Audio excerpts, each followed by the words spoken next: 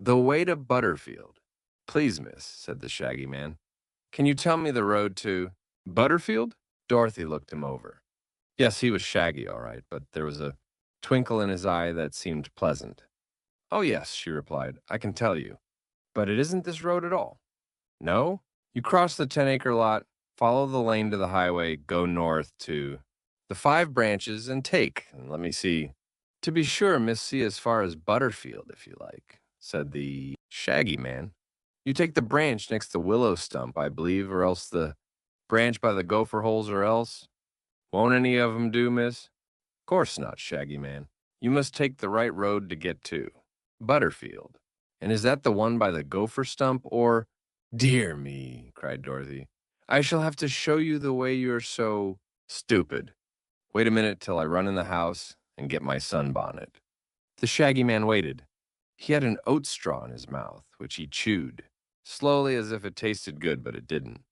There was an apple tree beside the house, and some apples had fallen to the ground. The Shaggy Man thought they would taste better than the oat straw.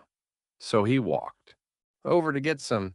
A little black dog with bright brown eyes dashed out of the farmhouse and ran madly toward the Shaggy Man, who had already picked up 3 apples and put them in one of the big wide pockets of his shaggy coat. The little dog barked and made a dive for the Shaggy Man's leg, but he grabbed the dog by the neck and put it in his big pocket along with the apples.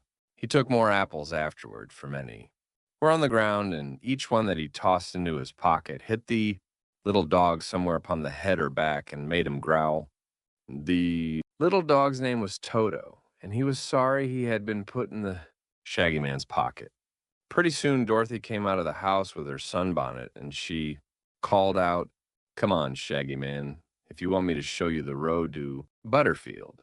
She climbed the fence into the 10-acre lot, and he followed her, walking slowly and stumbling over the little hillocks in the pasture as if he was thinking of something else and did not notice them. My, but you're clumsy, said the little girl. Are your feet tired?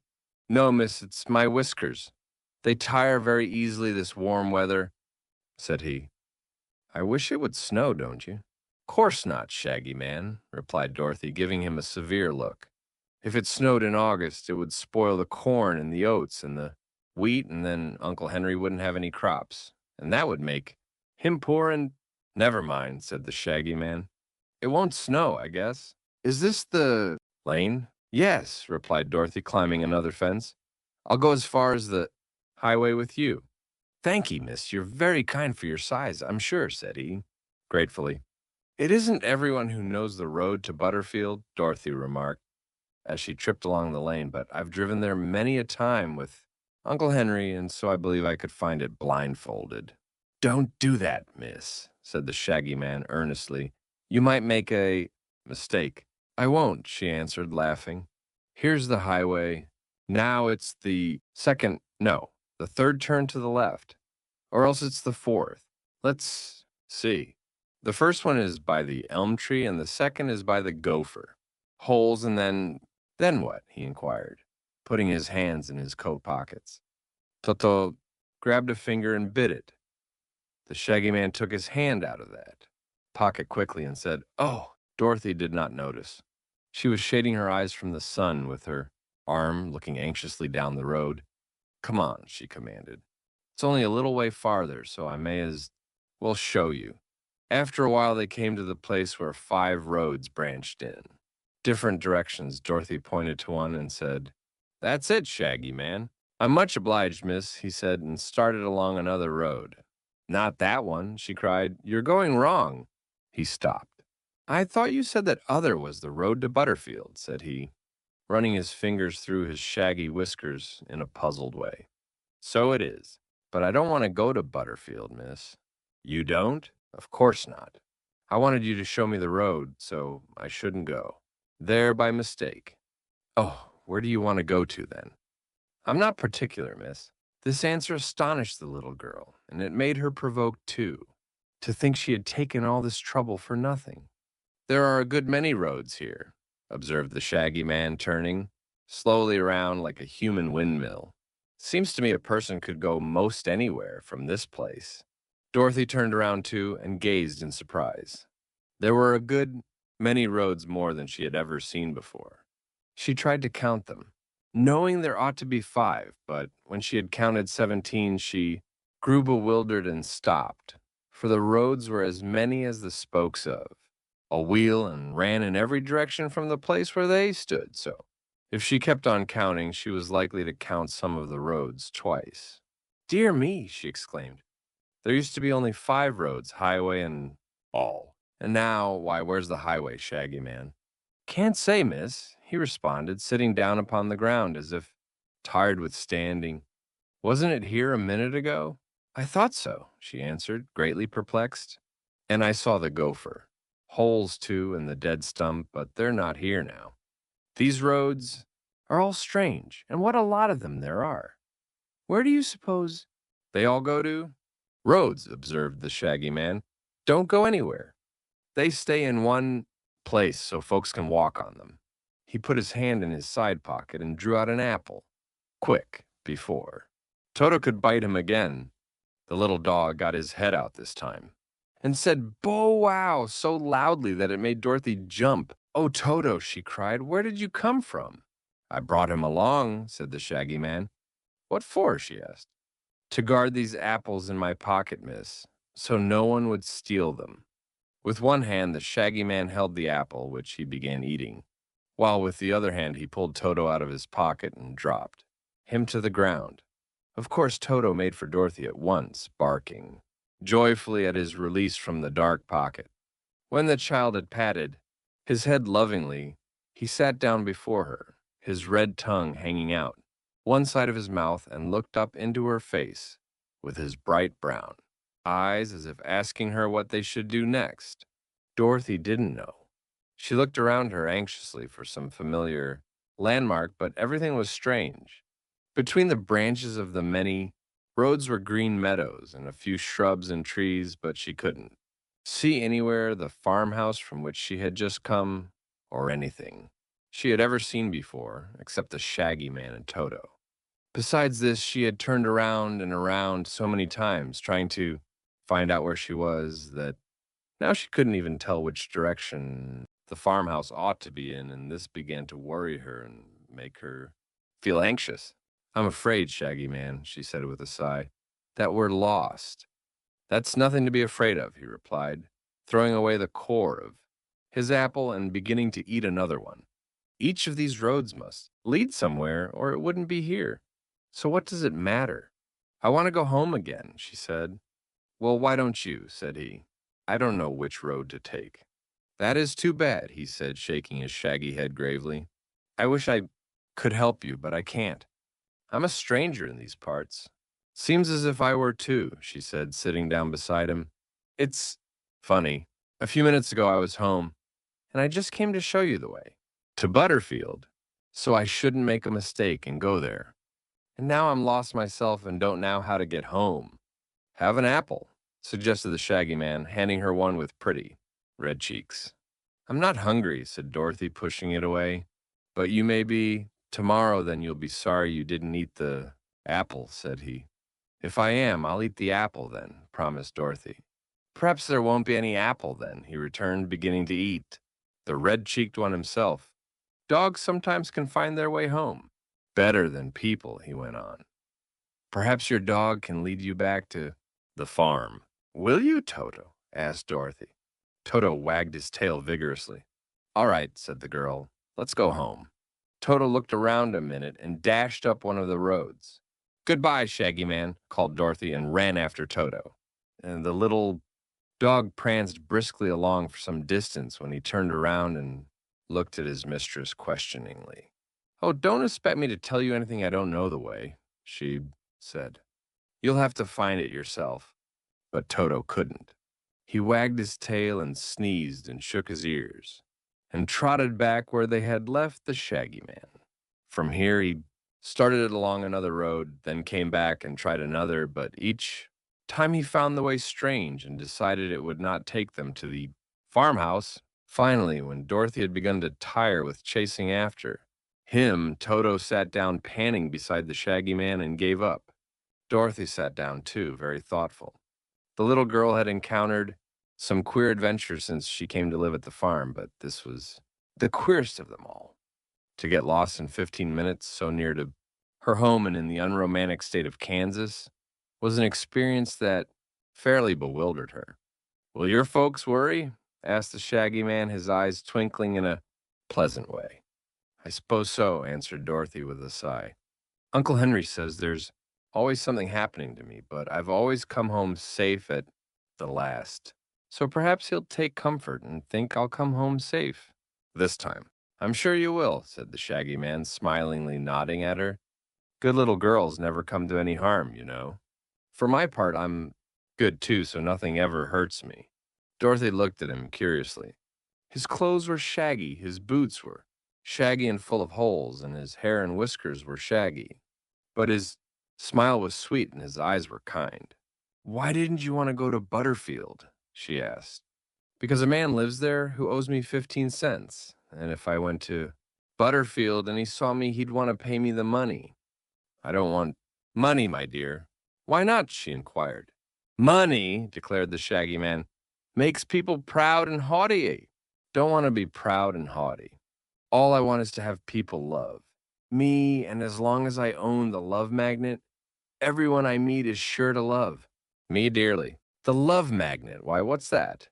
"I'll show you if you won't tell anyone," he answered in a low, mysterious voice. "There isn't anyone to tell, except Toto," said the girl. The Shaggy Man searched in one pocket carefully and in another pocket, and in a third. At last he drew out a small parcel wrapped in crumpled paper and tied with a cotton string. He unwound the string, opened the parcel, and took out a bit of metal shaped like a horseshoe. It was dull and brown and not very pretty. "This, my dear," said he impressively, "is the wonderful love magnet. It was given me by an Eskimo in the Sandwich Islands, where there are no sandwiches at all. And as long as I carry it, every living thing I meet will love me dearly." "Why didn't the Eskimo keep it?" she asked, looking at the magnet with interest. "He got tired being loved and longed for someone to hate him. So he gave me the magnet, and the very next day a grizzly bear ate him." "Wasn't he sorry then?" she inquired. "He didn't say," replied the Shaggy Man, wrapping and tying the love magnet with great care and putting it away in another pocket. "But the bear didn't seem sorry a bit," he added. "Did you know the bear?" asked Dorothy. "Yes, we used to play ball together in the Caviar Islands. The bear loved me because I had the love magnet. I couldn't blame him for eating the Eskimo because it was his nature to do so." "Once," said Dorothy, "I knew a hungry tiger who longed to eat fat babies because it was his nature to, but he never ate any because he had a conscience." "This bear," replied the Shaggy Man with a sigh, "had no conscience, you see." The Shaggy Man sat silent for several minutes, apparently considering the cases of the bear and the tiger while Toto watched him with an air of great interest. The little dog was doubtless thinking of his ride in the Shaggy Man's pocket and planning to keep out of reach in the future. At last the Shaggy Man turned and inquired, "What's your name, little girl?" "My name's Dorothy," said she, jumping up again. "But what are we going to do? We can't stay here forever, you know." "Let's take the 7th road," he suggested. 7 is a lucky number for a little girl's named Dorothy. "The 7th from where?" "From where you begin to count." So she counted 7 roads, and the 7th looked just like all the others, but the Shaggy Man got up from the ground where he had been sitting and started down this road as if sure it was the best way to go. And Dorothy and Toto followed him. The Rainbow's Daughter. Toto, now allowed to run about as he pleased, was glad to be free again, and able to bark at the birds and chase the butterflies. The country around them was charming, yet in the pretty fields of wildflowers and groves of leafy trees were no houses whatever or sign of any inhabitants. Birds flew through the air and cunning white rabbits darted. Amongst the tall grasses and green bushes, Dorothy noticed even the ants toiling busily along the roadway, bearing gigantic loads of clover seed. But of people there were none at all. They walked briskly on for an hour or two, for even little Button Bright was a good walker and did not tire easily. At length, as they turned a curve in the road, they beheld just before them a curious sight. A little girl, radiant and beautiful, shapely as a fairy and exquisitely dressed, was dancing gracefully in the middle of the lonely road, whirling slowly this way and that, her dainty feet twinkling in sprightly fashion. She was clad in flowing, fluffy robes of soft material that reminded Dorothy of woven cobwebs, only it was colored in soft tintings of violet, rose, topaz, olive, azure, and white, mingled together most harmoniously in stripes which melted one into the other, with soft blendings. Her hair was like spun gold and floated around her, in a cloud, no strand being fastened or confined by either pin or ornament or ribbon. Filled with wonder and admiration, our friends approached and stood, watching this fascinating dance. The girl was no taller than Dorothy, although more slender, nor did she seem any older than our little heroine. Suddenly she paused and abandoned the dance, as if for the first time, observing the presence of strangers. As she faced them, shy as a frightened fawn, poised upon one foot as if to fly the next instant, Dorothy was astonished to see tears flowing from her violet eyes and trickling down her lovely rose-hued cheeks.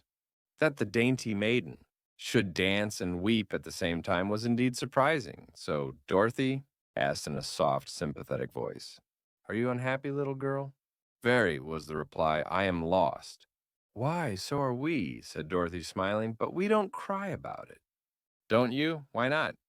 "'Cause I've been lost before and always got found again," answered Dorothy simply. "But I've never been lost before," murmured the dainty maiden, "and I'm worried and afraid." "You were dancing," remarked Dorothy in a puzzled tone of voice. "Oh, that was just to keep warm," explained the maiden quickly. "It was not because I felt happy or gay, I assure you." Dorothy looked at her closely. Her gauzy flowing robes might not be very warm, yet the weather wasn't at all chilly, but rather mild and balmy, like a spring day. "Who are you, dear?" she asked gently. "I'm Polychrome," was the reply. "Polly whom?" "Polychrome. I'm the daughter of the rainbow." "Oh," said Dorothy with a gasp. "I didn't know the rainbow had children, but I might have known it before you spoke. You couldn't really be anything else." "Why not?" inquired Polychrome as if surprised. "Because you're so lovely and sweet." The little maiden smiled through her tears, came up to Dorothy, and placed her slender fingers in the Kansas girl's chubby hand. "You'll be my friend, won't you?" she said pleadingly. "Of course." "And what is your name?" "I'm Dorothy, and this is my friend Shaggy Man, who owns the Love Magnet, and this is Button Bright. Only you don't see him as he really is because the Fox King carelessly changed his head into a fox head. But the real Button Bright is good to look at, and I hope to get him changed back to himself sometime." The Rainbow's daughter nodded cheerfully, no longer afraid of her new companions. "But who is this?" she asked, pointing to Toto, who was sitting before her, wagging his tail in the most friendly manner and admiring the pretty, made with his bright eyes. "Is this also some enchanted person?"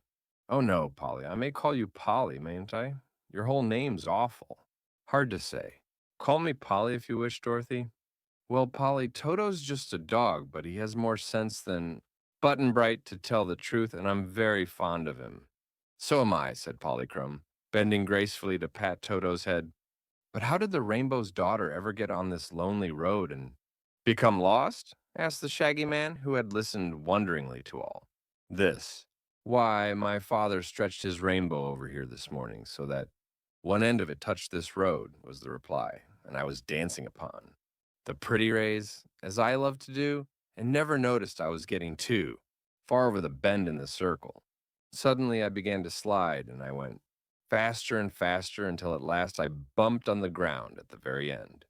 Just then father lifted the rainbow again, without noticing me at all, and though I tried to seize the end of it and hold fast, it melted away entirely, and I was left alone and helpless on the cold, hard earth."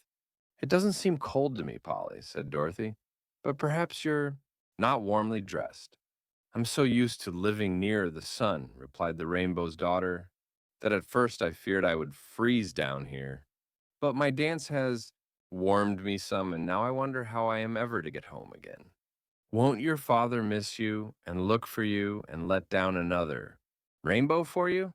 Perhaps so, but he's busy just now because it rains in so many parts of the world at this season, and he has to set his rainbow in a lot of different places. What would you advise me to do, Dorothy? Come with us, was the answer. I'm going to try to find my way to the Emerald City, which is in the fairyland of Oz. The Emerald City is ruled by a friend of mine, the Princess Ozma, and if we can manage to get there, I'm sure she will know a way to send you home to your father. Again. Do you really think so? Asked Polychrome anxiously. I'm pretty sure. Then I'll go with you, said the little maid, for travel will help. Keep me warm, and father can find me in one part of the world as well as another if he gets time to look for me. Come along then, said the Shaggy Man cheerfully, and they started on. Once more, Polly walked beside Dorothy a while, holding her new friend's hand as if she feared to let it go, but her nature seemed as light and buoyant as her fleecy robes, for suddenly she darted ahead and whirled round in a giddy dance. Then she tripped back to them with sparkling eyes and smiling cheeks, having regained her usual happy mood and forgotten all her worry about being lost. They found her a charming companion, and her dancing and laughter, for she laughed at times like the tinkling of a silver bell, did much to enliven their journey and keep them contented. The city of beasts, when noon came, they opened the Fox King's basket of luncheon and found a nice roasted turkey with cranberry sauce and some slices of bread and butter. As they sat on the grass by the roadside, the Shaggy Man cut up the turkey with his pocket knife and passed slices of it around. Haven't you any dewdrops or mist cakes or cloud buns? Asked Polychrome longingly. Course not, replied Dorothy. We eat solid things down here on the earth, but there's a bottle of cold tea. Try some, won't you? The Rainbow's daughter watched Button Bright devour one leg of the turkey. Is it good? She asked. He nodded. Do you think I could eat it? Not this, said Button Bright. But I mean another piece? Don't know, he replied. Well, I'm going to try, for I'm very hungry, she decided, and took a thin slice of the white breast of turkey which the Shaggy Man cut for her, as well as a bit of bread and butter. When she tasted it, Polychrome thought the turkey was good, better even than mist cakes, but a little. Satisfied her hunger, and she finished with a tiny sip of cold tea. That's about as much as a fly would eat, said Dorothy, who was making a good meal herself. But I know some people in Oz who eat nothing at all. Who are they? Inquired the Shaggy Man. One is a scarecrow who's stuffed with straw, and the other a woodman, made out of tin. They haven't any appetites inside of them, you see. So, they never eat anything at all. Are they alive? Asked Button Bright. Oh, yes, replied Dorothy. And they're very clever and very nice, too. If we get to Oz, I'll introduce them to you. Do you really expect to get to Oz? Inquired the Shaggy Man, taking a drink of cold tea. Illustration Polly sipped a little cold tea. I don't know just what to expect, answered the child seriously. But I've noticed if I happen to get lost, I'm almost sure to come to the land of Oz in the end, somehow or other, so I may get there this time. But I get an orange hummus. Uh, uh, but all the although hot you say, oh,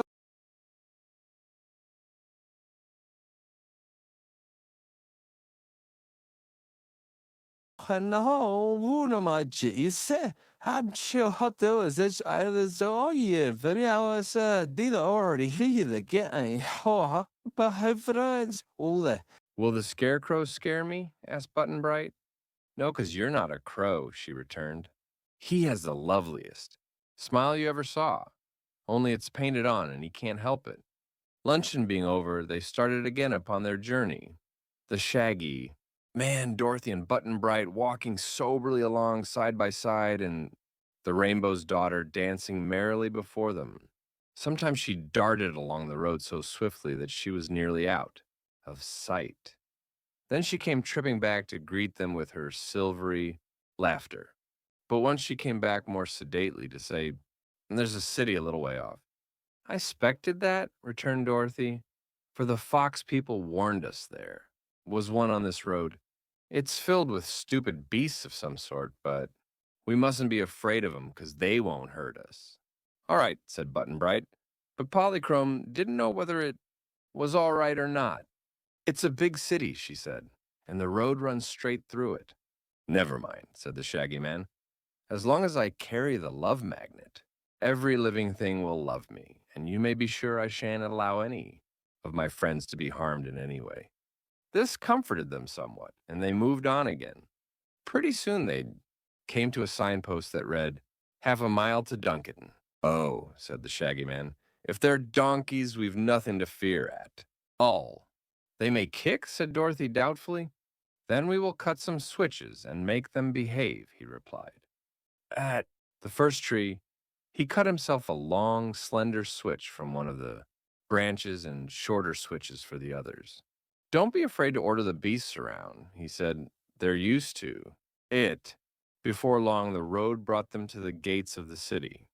There was a high wall all around, which had been whitewashed, and the gate just before our travelers was a mere opening in the wall with no bars across it. No towers or steeples or domes showed above the enclosure, nor was any living thing to be seen as our friends drew near. Suddenly, as they were about to boldly enter through the opening, there arose a harsh clamor of sound that swelled and echoed on every side until they were nearly deafened by the racket and had to put their fingers to their ears to keep the noise out. It was like the firing of many cannon, only there were no cannonballs or other missiles to be seen. It was like the rolling of mighty thunder. Only not a cloud was in the sky. It was like the roar of countless breakers on a rugged seashore. Only there was no sea or other water anywhere about. They hesitated to advance, but as the noise did no harm, they entered through the whitewashed wall and quickly discovered the cause of the turmoil. Inside were suspended many sheets of tin or thin iron, and against these metal sheets, a row of donkeys were pounding their heels with vicious kicks. The Shaggy Man ran up to the nearest donkey and gave the beast a sharp blow with his switch. "Stop that noise," he shouted, and the donkey stopped kicking the metal. Sheeton turned its head to look with surprise at the Shaggy Man. He switched the next donkey and made him stop, and then the next, so that gradually the rattling of heels ceased and the awful noise subsided. The donkeys stood in a group and eyed the strangers with fear and trembling. "What do you mean by making such a racket?" asked the Shaggy Man, sternly. "We were scaring away the foxes," said one of the donkeys meekly. "Usually they run fast enough when they hear the noise, which makes them afraid." "There are no foxes here," said the Shaggy Man. "I beg to differ with you." "There's one anyhow," replied the donkey, sitting upright on its haunches and waving a hoof toward Button Bright. "We saw him coming and thought the whole army of foxes was marching to attack us." "Button Bright isn't a fox," explained the Shaggy Man. "He's only wearing a fox head for a time, until he can get his own head back." "Oh, I see," remarked the donkey, waving its left ear reflectively. "I'm sorry we made such a mistake and had all our work and worry for nothing." The other donkeys by this time were sitting up and examining the strangers with big, glassy eyes. They made a queer picture, indeed, for they wore wide white collars around their necks, and the collars had many scallops and points. The gentlemen donkeys wore high-pointed caps, set between their great ears, and the lady donkeys wore sunbonnets with holes cut in the top for the ears to stick through. But they had no other clothing except their hairy skins, although many wore gold and silver bangles on their front wrists and bands of different metals on their rear ankles. When they were kicking, they had braced themselves with their front legs, but now they all stood or sat upright on their hind legs and used their front ones as arms. Having no fingers or hands, the beasts were rather clumsy, as you may guess, but Dorothy was surprised to observe how many things they could do with their stiff, heavy hoofs. Some of the donkeys were white, some were brown or gray or black or spotted, but their hair was sleek and smooth, and their broad collars and caps gave them a neat, if whimsical, appearance. This is a nice way to welcome visitors, I must say, remarked the Shaggy Man in a reproachful tone. Oh, we did not mean to be impolite, replied a gray donkey which had not spoken before. But you were not expected, nor did you send in your visiting cards as it is proper to do. There is some truth in that, admitted the Shaggy Man. But now you are informed that we are important and distinguished travelers, I trust. You will accord us proper consideration. These big words delighted the donkeys and made them bow to the Shaggy Man with great respect. Said the gray one, you shall be taken before his great and glorious majesty king, Kickabrae, who will greet you as becomes your exalted stations. That's right, answered Dorothy. Take us to someone who knows something. Oh, we all know something, my child, or we shouldn't be donkeys, asserted the gray one with dignity. The word donkey means clever. You know. I didn't know it, she replied. I thought it meant stupid. Not at all, my child. If you will look in the Encyclopedia Donkaniara, you will find I'm correct. But come, I will myself lead you before our splendid, exalted, and most intellectual ruler. All donkeys love big words, so it is no wonder the gray one used so many of them. A queer village.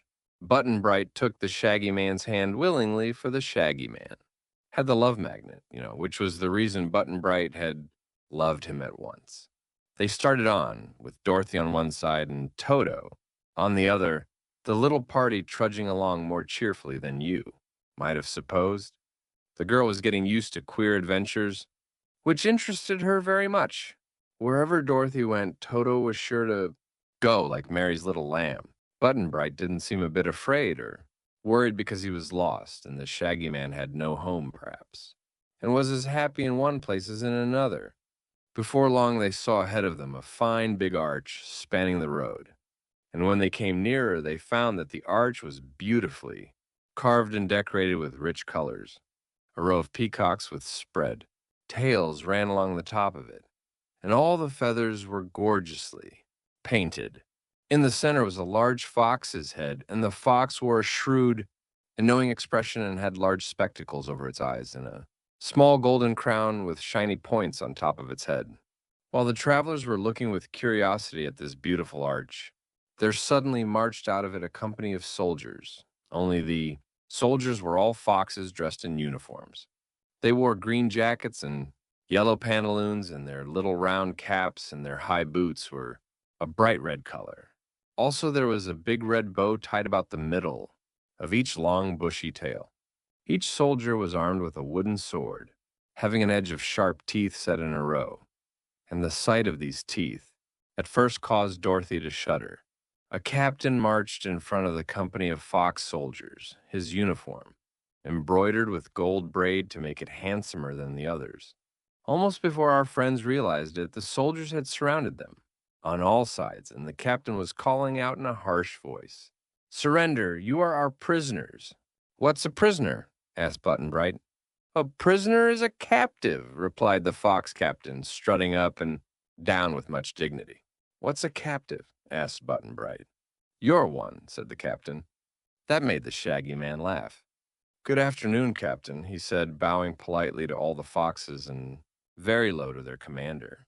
"I trust you are in good health and that your families are all well?" The fox captain looked at the Shaggy Man, and his sharp features grew, pleasant and smiling. "We're pretty well, thank you, Shaggy Man," said he, and Dorothy knew that the love magnet was working and that all the foxes now loved the Shaggy Man because of it. But Toto didn't know this, for he began barking angrily and tried to bite the captain's hairy leg where it showed between his red boots and his yellow pantaloons. "Stop, Toto!" cried the little girl, seizing the dog in her arms. "These are our friends." "Why, so we are," remarked the captain in tones of astonishment. "I thought at first we were enemies, but it seems you are friends instead. You must come with me to see King Dox." "Who's he?" asked Button Bright with earnest eyes. "King Dox of Foxville, the great and wise sovereign who rules over our community. What's sovereign and what's cunity? Inquired Button Bright. Don't ask so many questions, little boy. Why? Ah, why indeed? Exclaimed the captain, looking at Button Bright admiringly. If you don't ask questions, you will learn nothing. True. Enough. I was wrong. You're a very clever little boy. Come to think of it, very clever indeed. But now, friends, please come with me, for it is my duty to escort you at once to the royal palace. The soldiers marched back through the arch again, and with them marched the Shaggy Man, Dorothy, Toto, and Button Bright. Once through the opening, they found a fine, big city spread out before them, all the houses of carved marble in beautiful colors. The decorations were mostly birds and other fowl, such as peacocks, pheasants, turkeys, prairie chickens, ducks, and geese. Over each doorway was carved a head representing the fox who lived in that house, this effect being quite pretty and unusual. As our friends marched along, some of the foxes came out on the porches and balconies to get a view of the strangers. These foxes were all handsomely dressed, the girl foxes and women foxes wearing gowns of feathers woven together effectively and colored in bright hues, which Dorothy thought were quite artistic and decidedly attractive. Button Bright stared until his eyes were big and round, and he would have stumbled and fallen more than once had not the Shaggy Man grasped his hand tightly. They were all interested, and Toto was so excited he wanted to bark every minute and to chase and fight every fox he caught sight of, but Dorothy held his little wiggling body fast in her arms and commanded him to be good and behave himself. So he finally quieted down, like a wise doggy, deciding there were too many foxes in Foxville to fight at one time. By and by, they came to a big square, and in the center of the square stood the royal palace. Dorothy knew it at once because it had over its great door the carved head of a fox, just like the one she had seen on the arch, and this fox was the only one who wore a golden crown. There were many fox soldiers guarding the door, but they bowed to the captain and admitted him without question. The captain led them through many rooms where richly dressed foxes were sitting on beautiful chairs, or sipping tea, which was being passed around by fox servants in white aprons. They came to a big doorway covered with heavy curtains of cloth of gold. Beside this doorway stood a huge drum. The fox captain went to this drum and knocked his knees against it, first one knee and then the other, so that the drum said boom, boom. You must all do exactly what I do, ordered the captain, so the Shaggy Man pounded the drum with his knees, and so did Dorothy, and so did Button Bright. The boy wanted to keep on pounding it with his little fat knees because he liked the sound of it, but the captain stopped him. Toto couldn't pound the drum with his knees, and he didn't know enough to wag his tail against it, so Dorothy pounded the drum for him, and that made him bark. And when the little dog barked, the fox captain scowled. The golden curtains drew back far enough to make an opening through which marched the captain with the others. The broad, long room they entered was decorated in gold with stained glass windows of splendid colors. In the center of the room, upon a richly carved golden throne, sat the Fox King surrounded by a group of other foxes, all of whom wore great spectacles over their eyes, making them look solemn and important. Dorothy knew the king at once because she had seen his head carved on the arch and over the doorway of the palace. Having met with several other kings in her travels, she knew what to do and at once made a low bow before the throne. The Shaggy Man bowed too, and Button Bright bobbed his head and said, "Hello, most wise and noble potentate of Foxville," said the captain, addressing the king in a pompous voice. "I humbly beg to report that I found these strangers on the road leading to your foxy majesty's dominions and have therefore brought them before you, as is my duty." So, said the king, looking at them keenly. "What brought you here, strangers?" "Our legs, may it please your royal hairiness," replied the Shaggy Man. "What is your business here?" No, was the next question. "To get away as soon as possible," said the Shaggy Man. The king didn't know about the magnet, of course, but it made him love the Shaggy Man at once. "Do just as you please about going away," he said, "but I'd like to show you the sights of my city and to entertain your party while you are here. We feel highly honored to have little Dorothy with us, I assure you, and we appreciate her kindness in making us a visit. For whatever country Dorothy visits is sure to become famous. This speech greatly surprised the little girl, who asked, "How did your majesty know my name?" "Why, everybody knows you, my dear," said the Fox King. "Don't you realize that you are quite an important personage since Princess Ozma of Oz made you her friend?" "Do you know Ozma?" she asked, wondering. "I regret to say that I do not," he answered sadly, "but I hope to meet her soon. You know, the Princess Ozma is to celebrate her birthday on the 21st of this month." "Is she?" said Dorothy.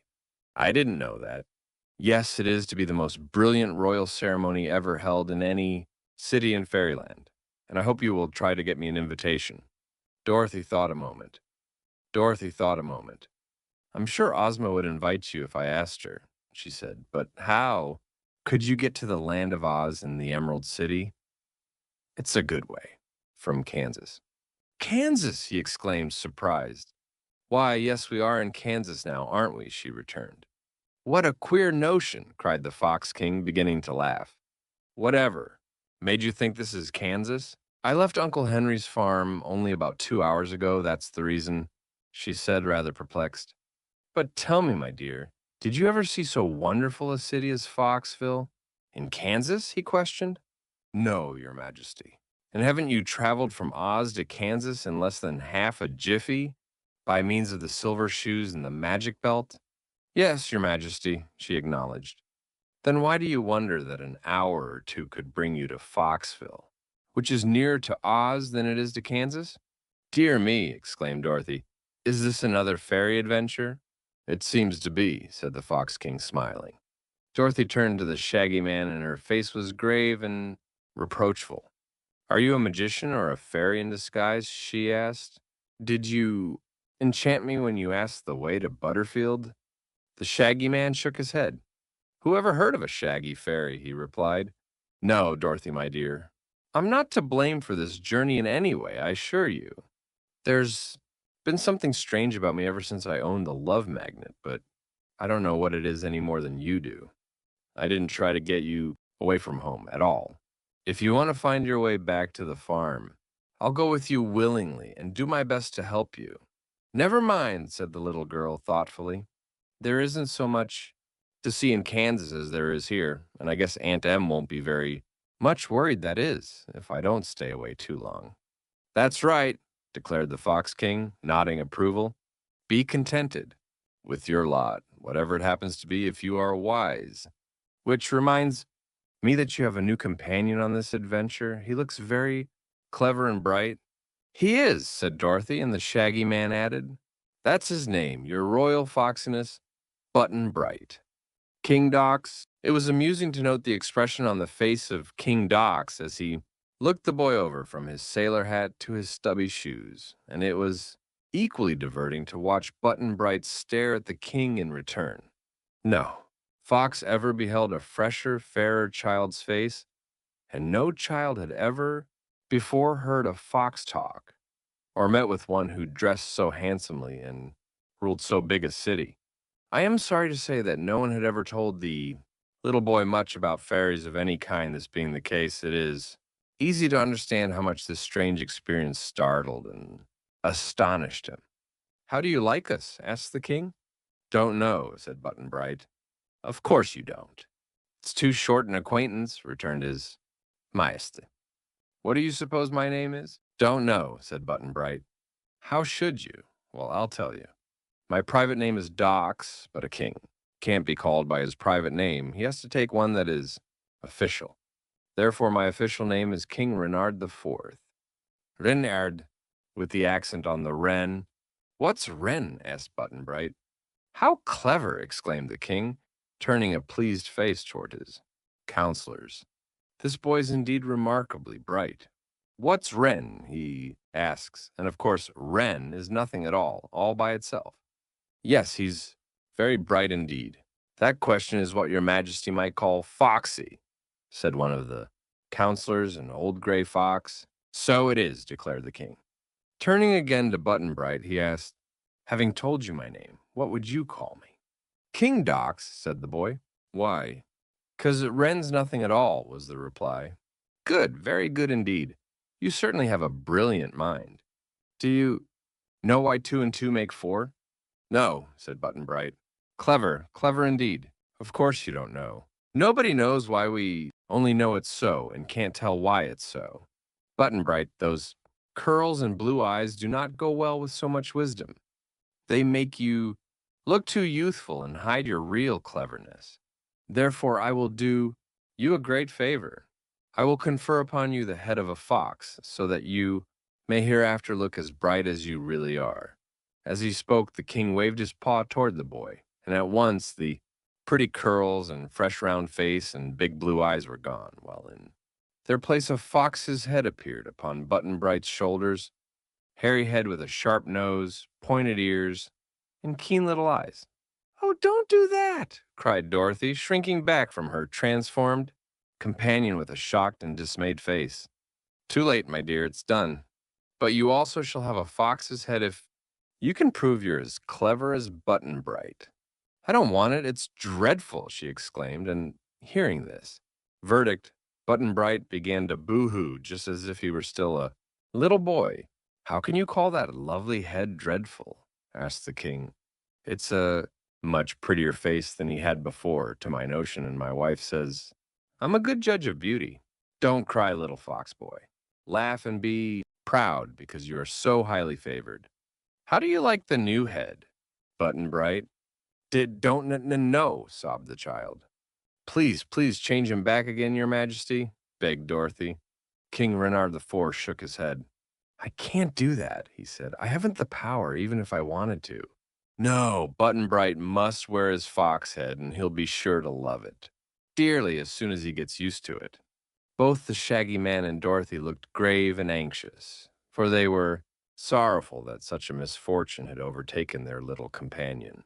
Toto barked at the fox boy once or twice, not realizing it was his former friend who now wore the animal head, but Dorothy cuffed the dog and made him stop. As for the foxes, they all seemed to think Button Bright's new head very becoming, and that their king had conferred a great honor on this little stranger. It was funny to see the boy reach up to feel of his sharp nose and wide mouth and wail afresh with grief. He wagged his ears in a comical manner, and tears were in his little black eyes, but Dorothy couldn't laugh at her friend just yet because she felt so sorry. Just then, three little fox princesses, daughters of the king, entered the room, and when they saw Button Bright, one exclaimed, How lovely he is!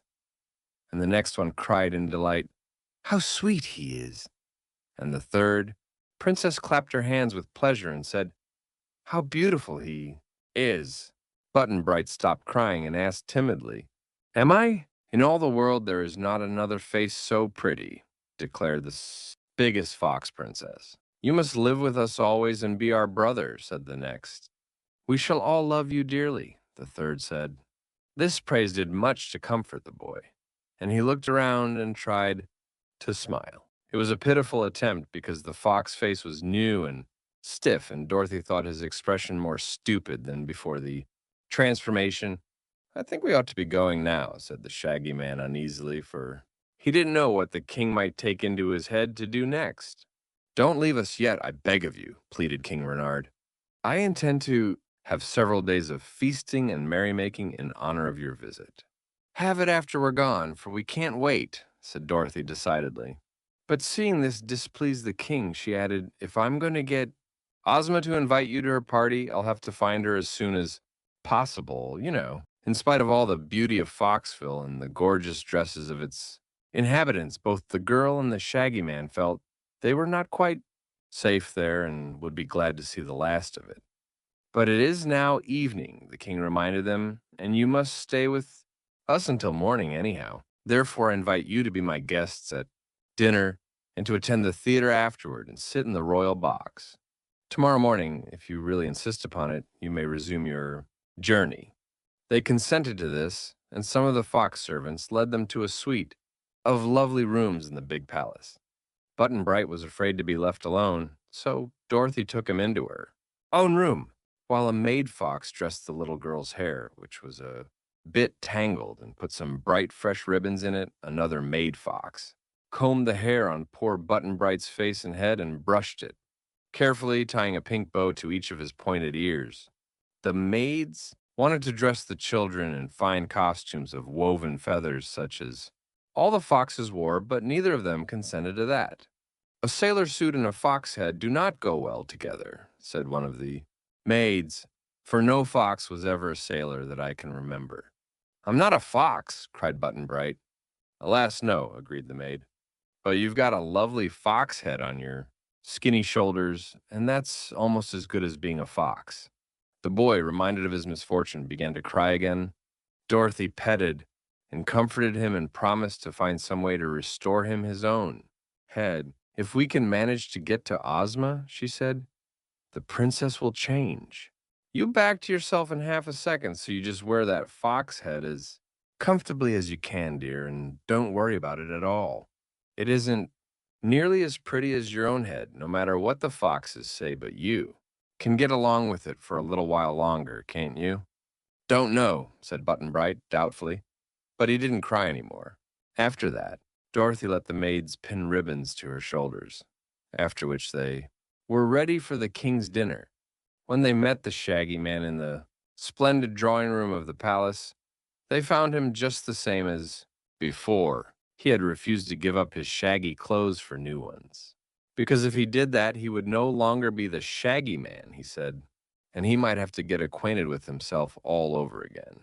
He told Dorothy he had brushed his shaggy hair and whiskers, but she thought he must have brushed them the wrong way, for they were quite as shaggy as before.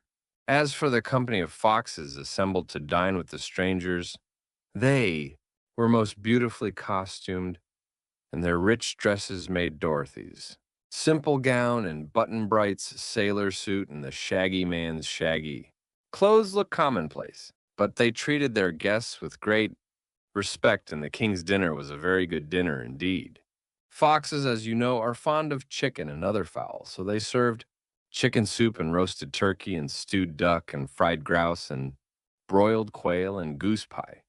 And as the cooking was excellent, the king's guests enjoyed the meal and ate heartily of the various dishes. The party went to the theater, where they saw a play acted by foxes, dressed in costumes of brilliantly colored feathers. The play was about a fox girl who was stolen by some wicked wolves and carried to their cave, and just as they were about to kill her and eat her, a company of fox soldiers marched up, saved the girl, and put all the wicked wolves to death. How do you like it? The king asked Dorothy. Pretty well, she answered. It reminds me of one of Mr. Aesop's fables. Don't mention Aesop to me, I beg of you, exclaimed King Dox. I hate that man's name.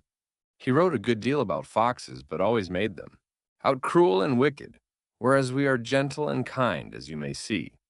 But his fables showed you to be wise and clever, and more shrewd than other animals, said the Shaggy Man thoughtfully. So there is no question about our knowing more than men do, replied the king proudly. But we employ our wisdom to do good instead of harm, so that horrid Aesop did not know what he was talking about. They did not like to contradict him, because they felt he ought to know the nature of foxes better than men did. So they sat still and watched the play, and Button Bright became so interested that for the time he forgot he wore a fox head. Afterward, they went back to the palace and slept in soft beds stuffed with feathers, for the foxes raised many fowl for food and used their feathers for clothing and to sleep upon. Dorothy wondered why the animals living in Foxville did not wear just their own hairy skins, as wild foxes do, and she mentioned it to King. Doxy said they clothed themselves because they were civilized. But you were born without clothes, she observed, and you don't seem to me to need them. So were human beings born without clothes, he replied, and until they became civilized, they wore only their natural skins. But to become civilized means to dress as elaborately and prettily as possible and to make a show of your clothes so your neighbors will envy you. And for that reason, both civilized foxes and civilized humans spend most of their time dressing themselves. I don't, declared the Shaggy Man. That is true, said the king, looking at him carefully. But perhaps you are not civilized. After a sound sleep and a good night's rest, they had their breakfast with the king and then bade his majesty goodbye. You've been kind to us, except poor Button Bright, said Dorothy, and we've had a nice time in Foxville. Then, said King Dox, perhaps you'll be good enough to get me an invitation to Princess Ozma's birthday celebration. I'll try, she promised, if I see her in time. It's on the 21st, remember, he continued, and if you'll just see that I'm invited, I'll find a way to cross the dreadful desert into the marvelous land of Oz. I've always wanted to visit the Emerald City, so I'm sure it was fortunate you arrived here just when you did, you being Princess Ozma's friend and able to assist me in getting the invitation. If I see Ozma, I'll ask her to invite you, she replied.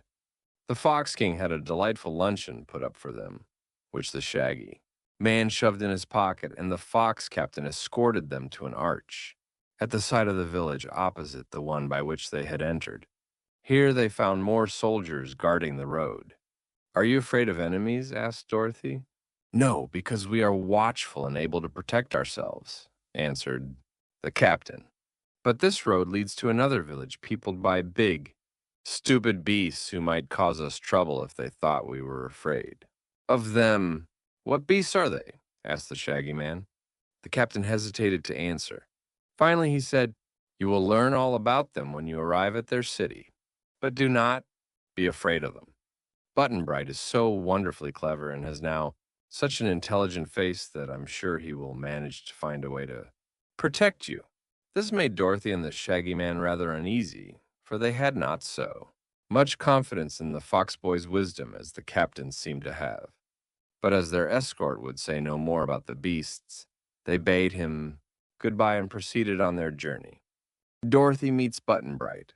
The seventh road was a good road, and curved this way and that, winding through green meadows and fields covered with daisies and buttercups and past groups of shady trees.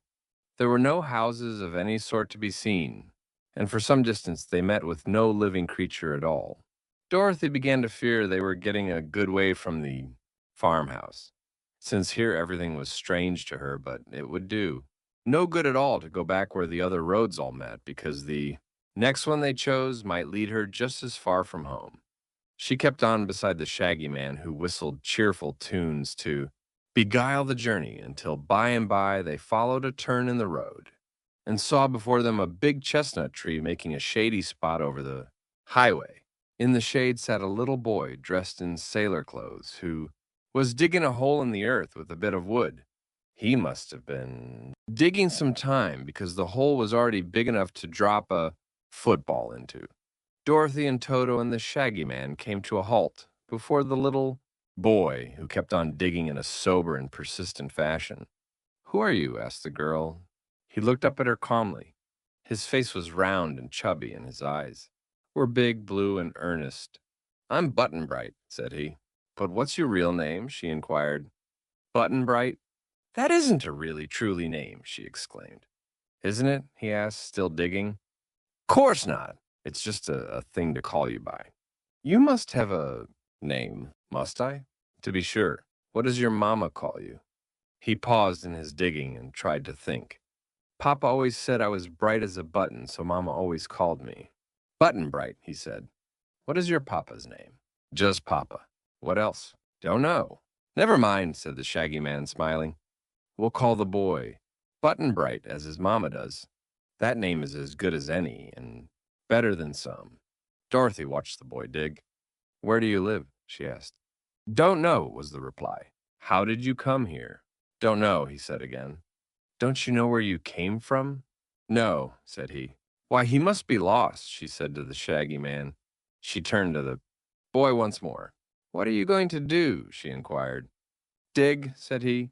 But you can't dig forever, and what are you going to do then? She persisted. Don't know, said the boy. But you must know something, declared Dorothy, getting provoked. Must I? He asked, looking up in surprise. Of course you must. What must I know? What's going to become of you, for one thing, she answered. Do you know what's going to become of me? He asked. Not exactly, she admitted. Do you know what's going to become of you? He continued earnestly. I can't say I do, replied Dorothy, remembering her present difficulties. The Shaggy Man laughed. No one knows everything, Dorothy, he said. But Button Bright doesn't seem to know anything, she declared. Do. You, Button Bright? He shook his head, which had pretty curls all over it, and replied with perfect calmness, Don't know. Never before had Dorothy met with anyone who could give her so little information. The boy was evidently lost, and his people would be sure to worry about him. He seemed 2 or 3 years younger than Dorothy, and was prettily dressed as if someone loved him dearly and took much pains to make him look well. How then did he come to be in this lonely road, she wondered? Near Button Bright, on the ground, lay a sailor hat with a gilt anchor on the band. His sailor trousers were long and wide at the bottom, and the broad collar of his blouse had gold anchors sewed on its corners. The boy was still digging at his hole. Have you ever been to sea? Asked Dorothy. To see what? Answered Button Bright. I mean, have you ever been where there's water? Yes, said Button Bright. There's a well in our backyard. You don't understand, cried Dorothy. I mean, have you ever been on a big ship floating on a big ocean? Don't know, said he. Then why do you wear sailor clothes? Don't know, he answered again. Dorothy was in despair. You're just awful stupid, Button Bright, she said. Am I? He asked. Yes, you are. Why? Looking up at her with big eyes. She was going to say, don't know, but stopped herself in time. That's for you to answer, she replied. It's no use asking Button Bright questions, said the Shaggy Man, who had been eating another apple. But someone ought to take care of the poor little chap, don't you think? So he'd better come along with us. Toto had been looking with great curiosity into the hole which the boy was digging and growing more and more excited every minute, perhaps, thinking that Button Bright was after some wild animal.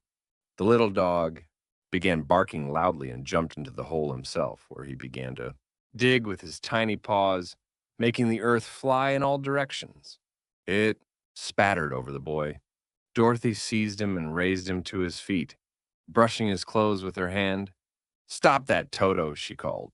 There aren't any mice or woodchucks in that hole, so don't be foolish. Toto stopped, sniffed at the hole suspiciously, and jumped out of it, wagging his tail as if he had done something important.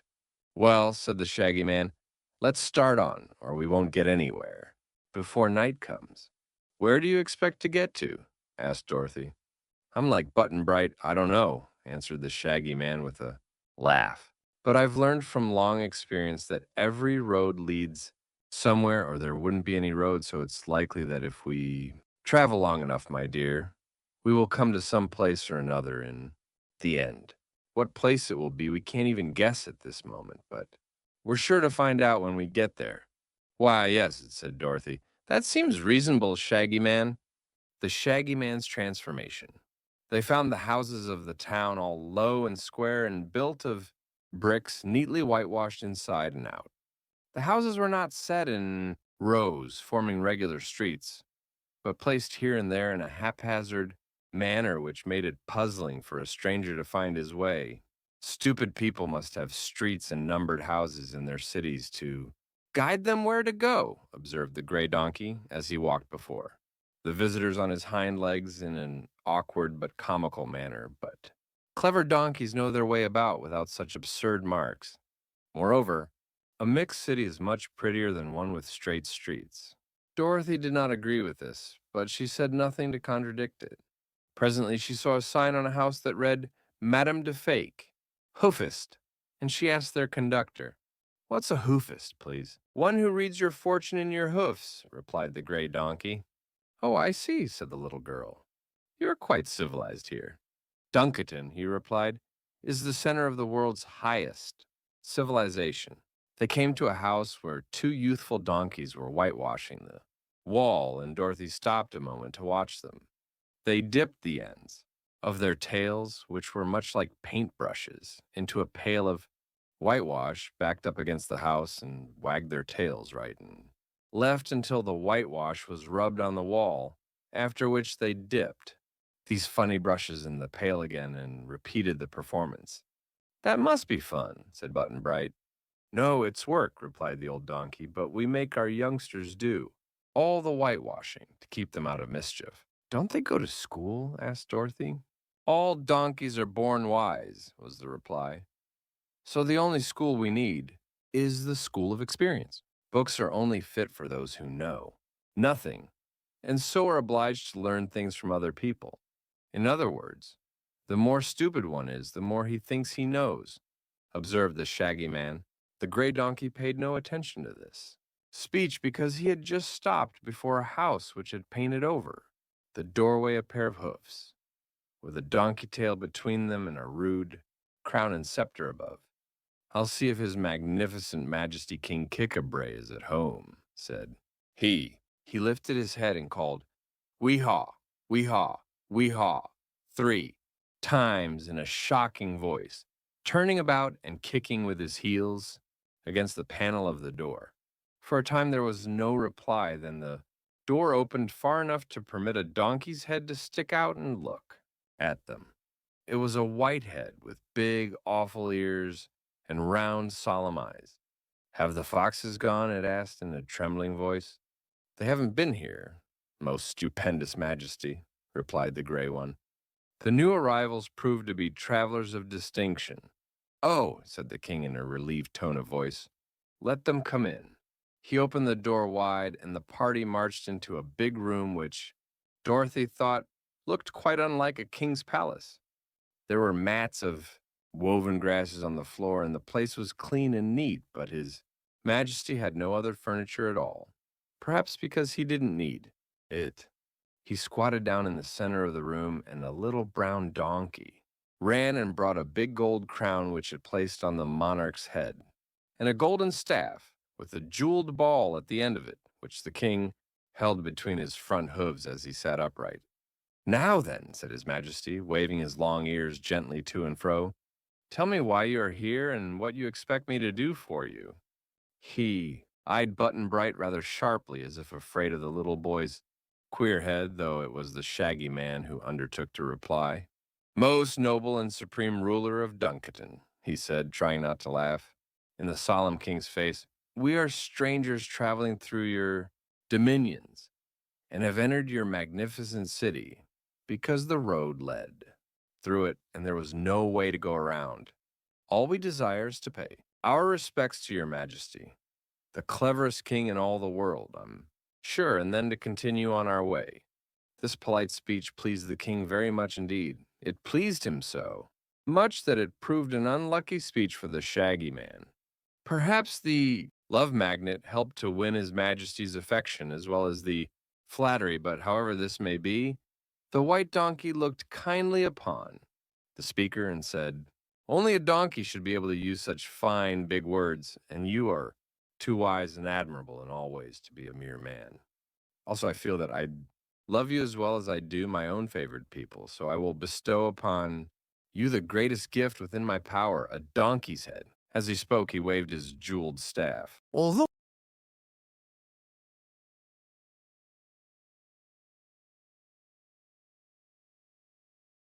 tried it Out and tried to leap backward and escape. It proved of no use. Suddenly, his own head was gone, and a donkey head appeared in its place. A brown, shaggy head so absurd and droll that Dorothy and Polly both broke into merry laughter, and even Button Bright's fox face wore a smile. Dear me! Dear me! Cried the shaggy man, feeling of his shaggy new head. and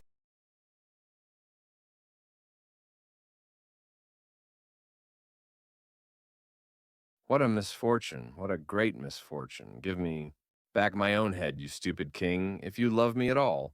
Don't you like it? Asked the king, surprised. Hee-haw, I hate it. Take it away, quick, said the shaggy man. But I can't do that, was the reply. My magic works only one way. I can do things, but I can't undo them. You'll have to find the truth, pond and bathe in its water in order to get back your own head. But I advise you not to do that. This head is much more beautiful than the old one. That's a matter of taste, said Dorothy. Where is the truth pond? Asked the shaggy man earnestly. Somewhere in the land of Oz, but just the exact location of it, I can not tell, was the answer. Don't worry, Shaggy Man, said Dorothy, smiling because her friend wagged his new ears so comically. If the truth pond is in Oz, we'll be sure to find it when we get there. Oh, are you going to the land of Oz? Asked King Kikabray. I don't know, she replied, but we've been told we are nearer the land of Oz than to Kansas. And if that's so, the quickest way for me to get home is to find Ozma. Ha ha! Do you know the mighty Princess Ozma? Asked the king, his tone both surprised and eager. Course I do. She's my friend, said Dorothy. Then perhaps you'll do me a favor, continued the white donkey. Much. Excited. What is it? She asked. Perhaps you can get me an invitation to Princess Ozma's birthday celebration, which will be the grandest royal function ever held in Fairyland. I'd love to go. Hee haw. You deserve punishment rather than reward for giving me this. Dreadful head, said the Shaggy Man sorrowfully. I wish you wouldn't say hee haw so much, Polychrome begged him. It makes cold chills run down my back. But I can't help it, my dear. My donkey head wants to bray. Continually, he replied. Doesn't your fox head want to yelp every minute? He asked Button Bright. Don't know, said the boy, still staring at the Shaggy Man's ears. These seemed to interest him greatly, and the sight also made him forget his own fox head, which was a comfort. What do you think, Polly? Shall I promise the Donkey King an invitation to Ozma's party? Asked Dorothy of the Rainbow's daughter, who was flitting about the room like a sunbeam because she could never keep still. Do as you please, dear, answered Polychrome. He might help to amuse the guests of the princess. Then, if you will give us some supper and a place to sleep tonight, and let us get started on our journey early tomorrow morning, said Dorothy to the king. I'll ask Ozma to invite you if I happen to get to Oz. Good. Hee-haw. Excellent, cried Kikabray, much pleased. You shall all have fine suppers and good beds. What food would you prefer? A bran? Mash or ripe oats in the shell? Neither one, replied Dorothy promptly. Perhaps plain hay or some sweet juicy grass would suit you better, suggested Kikabray musingly. Is that all you have to eat? Asked the girl. What more do you desire? Well, you see, we're not donkeys, she explained, and so we're used to other food. The foxes gave us a nice supper in Foxville. We'd like some dewdrops and mist cakes, said Polychrome. I'd prefer apples and a ham sandwich, declared the Shaggy Man. For, although I've a donkey head, I still have my own particular stomach. I want pie, said Button Bright. I think some beefsteak and chocolate layer cake would taste best, said Dorothy. Hee-haw, I declare, exclaimed the king. It seems each one of you wants a different food. How queer all living creatures are, except donkeys. And donkeys like you are queerest of all, laughed Polychrome. Well, decided the king, I suppose my magic staff will produce the things you crave. If you are lacking in good taste, it is not my fault. With this, he waved his staff with the jeweled ball, and before them instantly appeared a tea table, set with linen and pretty dishes, and on the table were the very things each had wished for. Dorothy's beefsteak was smoking hot, and the Shaggy Man's apples were plump and rosy-cheeked. The king had not thought to provide chairs, so they all stood in their places around the table and ate with good appetite, being hungry. The Rainbow's daughter found 3 tiny dewdrops on a crystal plate, and Button Bright had a big slice of apple pie, which he devoured eagerly. Afterward, the king called the brown donkey, which was his favorite, servant, and bade it lead his guests to the vacant house where they were to pass the night. It had only one room and no furniture except beds of clean straw and a few mats of woven grasses, but our travelers were contented with these simple things because they realized it was the best the Donkey King had to offer them. As soon as it was dark, they lay down on the mats and slept comfortably until morning. Stop that, said Button Bright in a cross voice. Both Dorothy and Polly looked at the Shaggy Man reproachfully. I couldn't help it, my dears, he said, as if ashamed of his brave butt. I'll try not to do it again. Of course they forgave him, for as he still had the love magnet in his pocket, they were all obliged to love him as much as ever. They did not see the king again, but Kikabray remembered them, for a table appeared again in their room with the same food upon it as on the night before. "Don't want pie for breakfast," said Button Bright. "I'll give you some of my beefsteak," proposed Dorothy. "There's plenty for us all." That suited the boy better, but the Shaggy Man said he was content with his apples and sandwiches, although he ended the meal by eating Button Bright's pie. Polly liked her dewdrops and mist cakes better than any other food, so they all enjoyed an excellent breakfast. Toto had the scraps left from the beefsteak, and he stood up nicely on his hind legs, while Dorothy fed them to him. Breakfast ended, they passed through the village to the side opposite, that by which they had entered, the brown servant donkey guiding them through the maze of scattered houses. There was the road again, leading far away into the unknown country beyond. "King Kikabray says you must not forget his invitation," said the brown donkey as they passed through the opening in the wall. "I shan't," promised Dorothy. Perhaps no one ever beheld a more strangely assorted group than the one which now walked along the road through pretty green fields and past groves of feathery pepper trees and fragrant mimosa. Polychrome, her beautiful gauzy robes floating around her like a rainbow cloud, went first, dancing back and forth and darting now here to pluck a wildflower or there to watch a beetle crawl across the path. Toto ran after her at times, barking joyously the while, only to become sober again and trot along at Dorothy's heels. The little Kansas girl walked, holding Button Bright's hand clasped in her own, and the wee boy with his fox head covered by the sailor hat presented an odd appearance. Strangest of all, perhaps, was the Shaggy Man, with his shaggy donkey head, who shuffled along in the rear with his hands thrust deep in his big pockets. None of the party was really unhappy. All were straying in an unknown land and had suffered more or less annoyance and discomfort, but they realized they were having a fairy adventure in a fairy country and were much interested in finding out what would happen next. The musicer. About the middle of the forenoon, they began to go up a long hill. By and by, this hill suddenly dropped down into a pretty valley where the travelers saw to their surprise a small house standing by the roadside. It was the first house they had seen, and they hastened into the valley to discover who lived there. No one was in sight as they approached, but when they began to get nearer the house, they heard queer sounds coming from it. They could not make these out at first, but as they became louder, our friends thought they heard a sort of music like that made by a wheezy hand organ. The music fell upon their ears in this way: tittle whittle iddle, pom pom, pom pom, pom pom, tittle tittle tittle, pom pom, pom pom pa. "What is it, a band or a mouth organ?" asked Dorothy. "Don't know," said Button Bright. "Sounds to me like a played out phonograph," said the Shaggy Man, lifting his enormous ears to listen. "Oh, there just couldn't be a funny graph in fairyland," cried Dorothy. "It's rather pretty, isn't it?" asked Polychrome, trying to dance to the strains.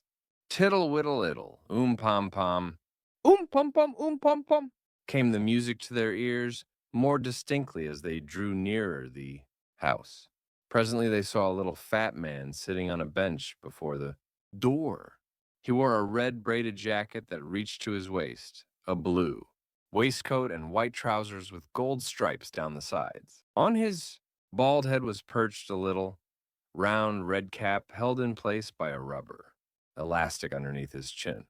His face was round, his eyes a faded blue, and he wore white cotton gloves. The man leaned on a stout gold-headed cane, bending forward on his seat to watch his visitors approach. Singularly enough, the musical sounds they had heard seemed to come from the inside of the fat man himself, for he was playing no instrument nor was any to be seen near him. They came up and stood in a row, staring at him, and he stared back, while the queer sounds came from him as before. Tittle iddle iddle, pom pom, pom pom pom, tittle whittle iddle, pom pom, pom pom pop. "Why, he's a regular musicer," said Button Bright. "What's a musicer?" asked Dorothy. "Him," said the boy. Hearing this, the fat man sat up a little stiffer than before, as if he had received a compliment, and still came the sounds. Tittle whittle iddle, pom pom, pom pom Stop it, cried the Shaggy Man earnestly. Stop that dreadful noise. The fat man looked at him sadly and began his reply. When he spoke, the music changed and the words seemed to accompany the notes. He said, or rather sang, "It isn't a noise that you hear, but music harmonic and clear. My breath makes me play. Like an organ all day, that bass note is in my left ear." How funny, exclaimed Dorothy. He says his breath makes the music. That's all nonsense, declared the Shaggy Man, but now the music began. Again, and they all listened carefully. My lungs are full of reeds like those. In organs, therefore, I suppose, if I breathe in or out my nose, the reeds are bound to play. So, as I breathe to live, I squeeze out music as I go. I'm very sorry this is so. Forgive my piping, pray. Poor man, said Polychrome. He can't help it. What a great misfortune. It is. Yes, replied the Shaggy Man. We are only obliged to hear this music a short time until we leave him and go away, but the poor fellow must listen to himself as long as he lives, and that is enough to drive him crazy. Don't you think so? Don't know, said Button Bright. Toto said bow wow, and the others laughed. Perhaps that's why he lives all alone, suggested Dorothy. Yes, if he had neighbors, they might do him an injury, responded the Shaggy Man. All this while, the little fat musicker was breathing the notes. Tittle, tittle, iddle, pom pom, and they had to speak loud in order to hear themselves. The Shaggy Man said, "Who are you, sir?" The reply came in the shape of this sing-song. I'm Allegro da Capo, a very famous man. Just find another high or low to match me if you can. Some people try but can't to play, and have to practice every day. But I've been musical always since first my life began. Why, I believe he's proud of it, exclaimed Dorothy. And seems to me I've heard worse music than he makes. Where? Asked Button Bright. I've forgotten just now. But Mr. Da Capo is certainly a strange person, isn't he? And perhaps he's the only one of his kind in all the world. This praise seemed to please the little fat musicker, for he swelled out. His chest looked important and sang as follows. I wear no band around me, and yet I am a band. I do not strain to make my strains, but on the other hand, my toot is always destitute of flats or other errors. To see sharp and be natural are, for me, but minor terrors. I don't quite understand that, said Polychrome with a puzzled look, but perhaps it's because I'm accustomed only to the music of the spheres. What's that? Asked Button Bright. Oh, Polly means the atmosphere and hemisphere, I suppose, explained Dorothy. Oh, said Button Bright. Bow wow, said Toto. But the musicker was still breathing his constant pom pom, and it seemed to jar on the Shaggy Man's nerves. Stop it, can't you? He cried angrily, or breathe in a whisper, or put a clothespin on your nose. Do something, anyhow. But the fat one, with a sad look, sang this answer. Music hath charms, and it may soothe even the savage, they say. So if savage you feel, just list to my reel. Forsooth to say that's the real way. The Shaggy Man had to laugh at this, and when he laughed, he stretched, his donkey mouth wide open. Said Dorothy, I don't know how good his poetry is, but it seems to fit the notes, so that's all that can be expected. I like it, said Button Bright, who was staring hard at the musicker, his little legs spread wide apart. To the surprise of his companions, the boy asked this long question. If I swallowed a mouth organ, what would I be? An organette, said the Shaggy Man. But come, my dears, I think the best thing we can do is to continue on our journey before Button Bright swallows anything. We must try to find that land of Oz, you know. Hearing this speech, the musicker sang quickly. If you go to the Hand of Oz, please take me along because on Ozma's birthday, I'm anxious to play the loveliest song ever was. No, thank you, said Dorothy. We prefer to travel alone. But if I see Ozma, I'll tell her you want to come to her birthday party. Let's be going, urged the Shaggy Man anxiously. Polly was already dancing along the road far in advance, and the others turned to follow her. Toto did not like the fat musicker and made a grab for his chubby leg. Dorothy quickly caught up the growling little dog and hurried after her companions, who were walking faster than usual. In order to get out of hearing, they had to climb a hill, and until they got to the top, they could not escape the musicer's monotonous piping. Pum pum pum, tiddle iddle whittle, pum pum. Pum pum pa. As they passed the brow of the hill, however, and descended on the other side, the sounds gradually died away, whereat they all felt much relieved. I'm glad I don't have to live with the organ man, aren't you, Polly? Said Dorothy. Yes, indeed, answered the Rainbow's daughter. He's nice, declared Button Bright soberly. I hope your Princess Ozma won't invite him to her birthday. Celebration, remarked the Shaggy Man, for the fellow's music would drive her guests all crazy. You've given me an idea, Button Bright. I believe the musicer must have swallowed an accordion in his youth. What's cordion? Asked the boy. It's a kind of pleading, explained Dorothy, putting down the dog. Bow wow, said Toto, and ran away at a mad gallop to chase a bumblebee, facing the Scoodlers. The country wasn't so pretty now. Before the travelers appeared a rocky plain covered with hills on which grew nothing green. They were nearing some low mountains, too, and the road, which before had been smooth and pleasant to walk upon, grew rough and uneven. Button Bright's little feet stumbled more than once, and Polychrome ceased her dancing because the walking was now so difficult that she had no trouble to keep warm. It had become afternoon, yet there wasn't a thing for their luncheon, except 2 apples which the Shaggy Man had taken from the breakfast table. He divided these into 4 pieces and gave a portion to each of his companions. Dorothy and Button Bright were glad to get theirs, but Polly was satisfied with a small bite, and Toto did not like apples. Do you know, asked the Rainbow's daughter, if this is the right road to the Emerald City? No, I don't, replied Dorothy, but it's the only road in this part of the country, so we may as well go to the end of it. It looks now as if it might end pretty soon, remarked the Shaggy Man. And what shall we do if it does? Don't know, said Button Bright. If I had my magic belt, replied Dorothy thoughtfully, it could do us a lot of good just now. What is your magic belt? Asked Polychrome. It's a thing I captured from the Gnome King one day, and it can do most any wonderful thing.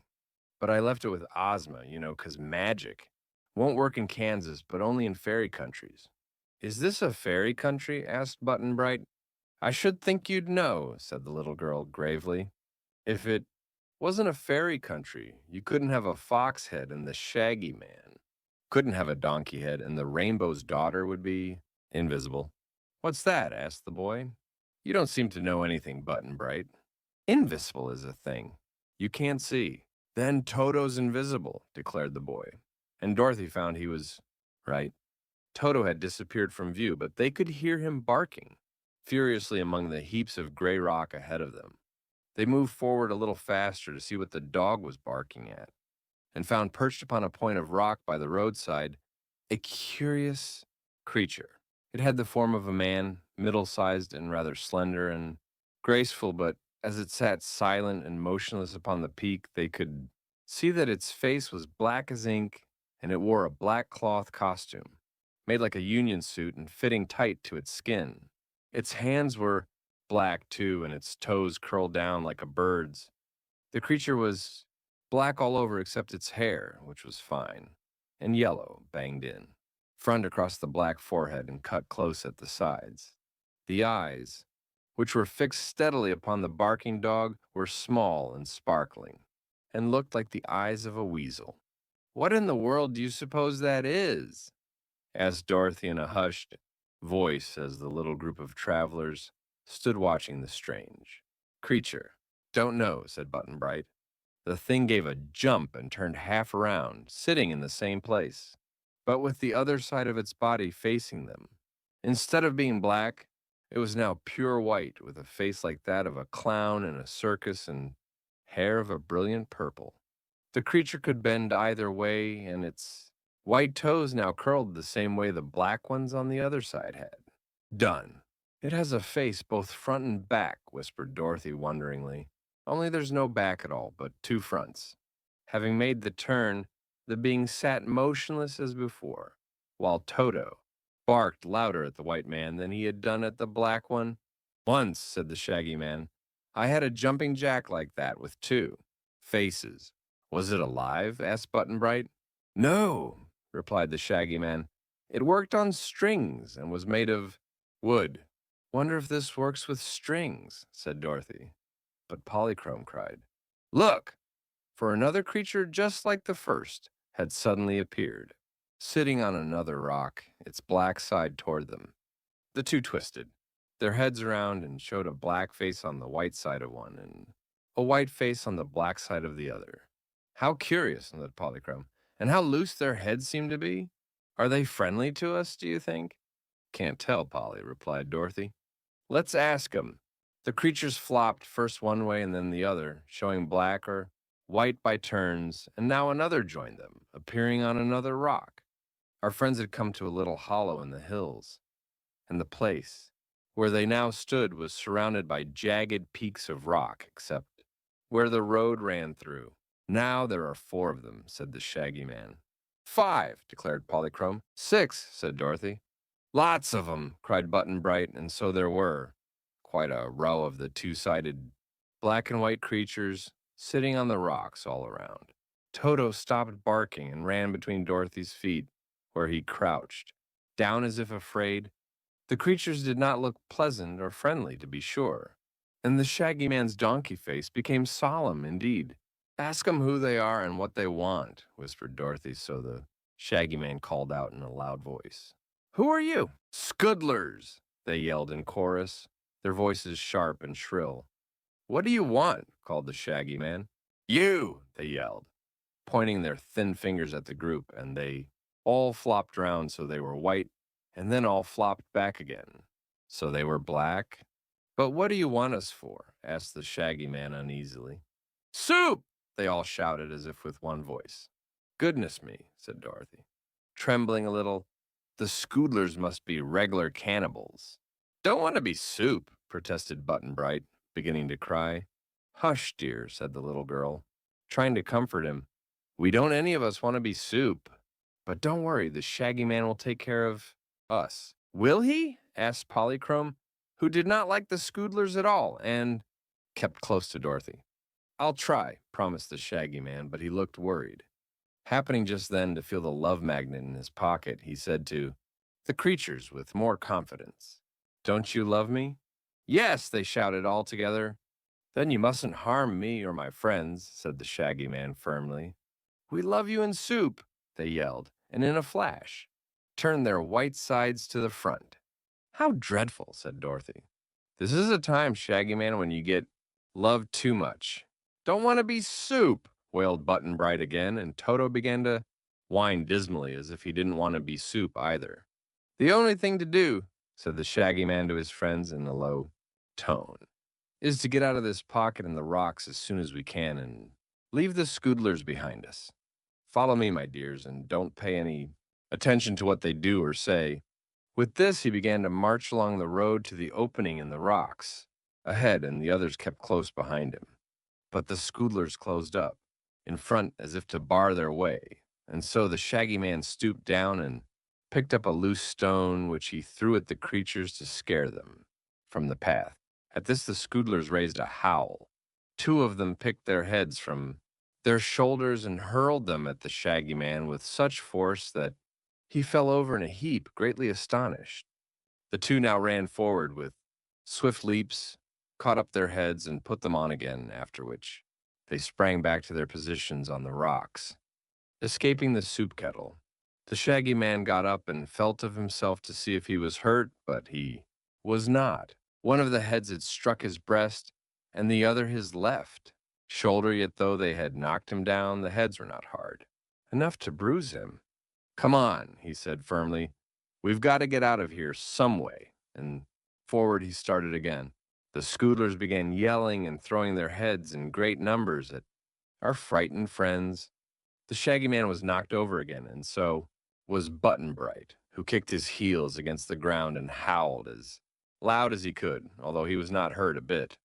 One head struck Toto, who first yelped and then grabbed the head by an ear and started running away with it. The Scoodlers who had thrown their heads began to scramble down and run to pick them up with wonderful quickness. But the one whose head Toto had stolen found it hard to get it back again.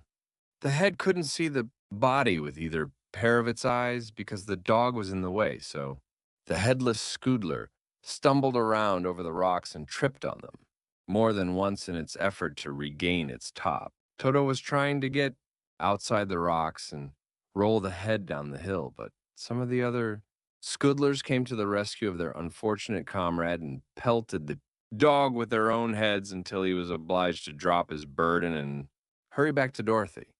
The little girl and the Rainbow's daughter had both escaped the shower of heads, but they saw now that it would be useless to try to run away from the dreadful Scoodlers. We may as well submit, declared the Shaggy Man in a rueful voice as he got upon his feet again. He turned toward their foes and asked, "What do you want us to do?" "Come!" they cried in a triumphant chorus, and at once sprang from the rocks and surrounded their captives on all sides.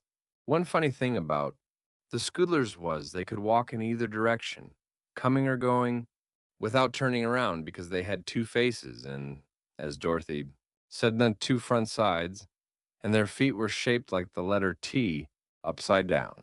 They moved with great rapidity, and there was something about their glittering eyes and contrasting colors and removable heads that inspired the poor prisoners with horror and made them long to escape. But the creatures led their captives away from the rocks and the road, down the hill by a side path until they came before a low mountain of rock that looked like a huge bowl turned upside down. At the edge of this mountain was a deep gulf, so deep that when you looked into it, there was nothing but blackness below. Across the gulf was a narrow bridge of rock, and at the other end of the bridge was an arched opening that led into the mountain. Over this bridge, the Scoodlers led their prisoners through the opening into the mountain, which they found to be an immense hollow dome lighted by several holes in the roof. All around the circular space were built rock houses set close together, each with a door in the front wall. None of these houses was more than 6 feet wide, but the Scoodlers were thin people sidewise and did not need much room, so vast was the dome that there was a large space in the middle of the cave in front of all these houses where the creatures might congregate as in a great hall. It made Dorothy shudder to see a huge iron kettle suspended by a stout chain in the middle of the place, and underneath the kettle a great heap of kindling wood and shavings ready to light. "What's that?" asked the Shaggy Man, drawing back as they approached this place so that they were forced to push him forward. "The soup kettle!" yelled the Scoodlers, and then they shouted in the next breath, "We're hungry!" Button Bright, holding Dorothy's hand in one chubby fist and Polly's hand in the other, was so affected by this shout that he began to cry, again repeating the protest. "Don't want to be soup, I don't." "Never mind," said the Shaggy Man consolingly. "I ought to make enough soup to feed them all. I'm so big, so I'll ask them to put me in the kettle first." "All right," said Button Bright more cheerfully. But the Scoodlers were not ready to make soup yet. They led the captives into a house at the farthest side of the cave, a house somewhat wider than the others. "Who lives here?" asked the Rainbow's daughter. The Scoodlers nearest her replied, "The Queen."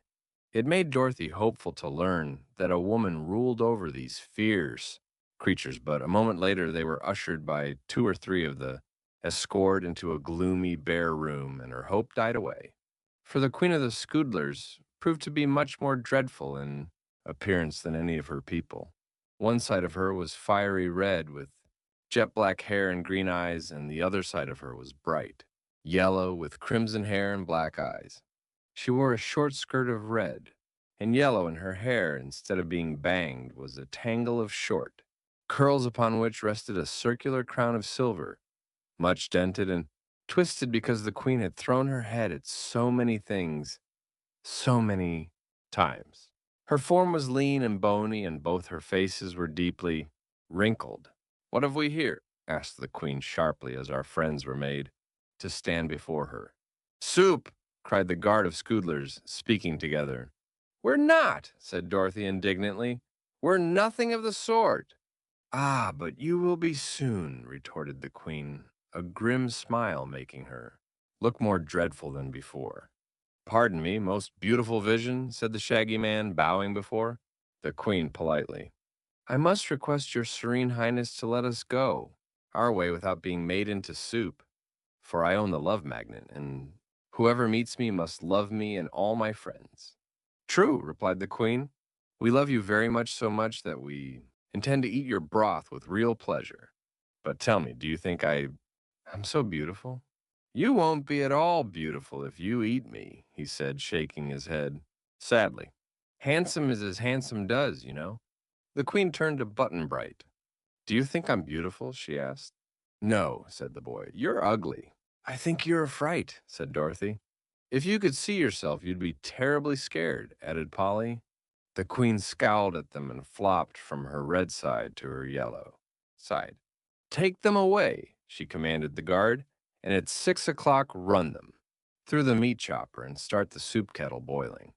And put plenty of salt in the broth this time, or I'll punish the cooks severely." "Any onions, your Majesty?" asked one of the guard. "Plenty of onions and garlic and a dash of red pepper. Now go."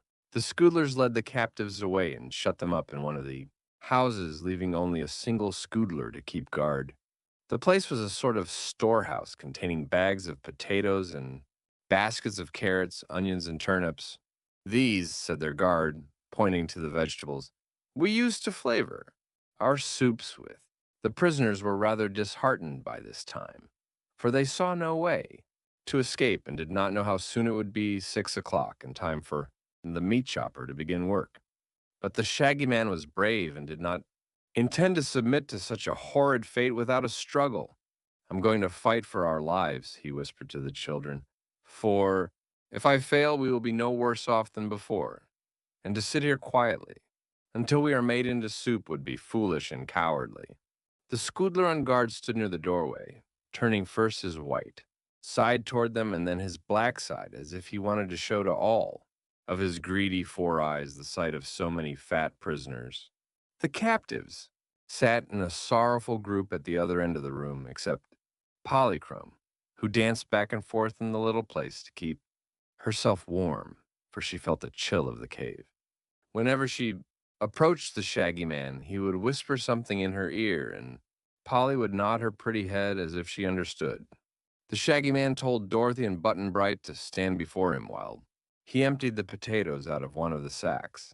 When this had been secretly done, little Polychrome, dancing near to the guard, suddenly reached out her hand and slapped his face, the next instant whirling away from him quickly to rejoin her friends.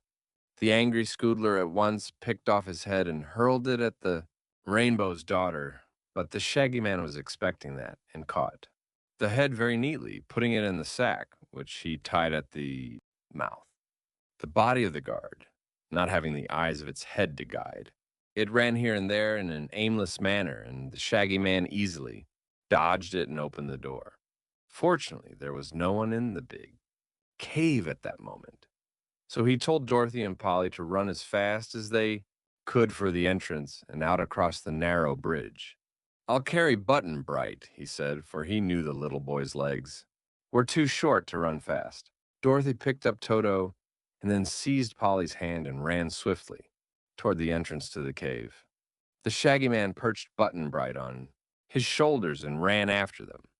They moved so quickly, and their escape was so wholly unexpected that they had almost reached the bridge when one of the Scoodlers looked out of his house and saw them.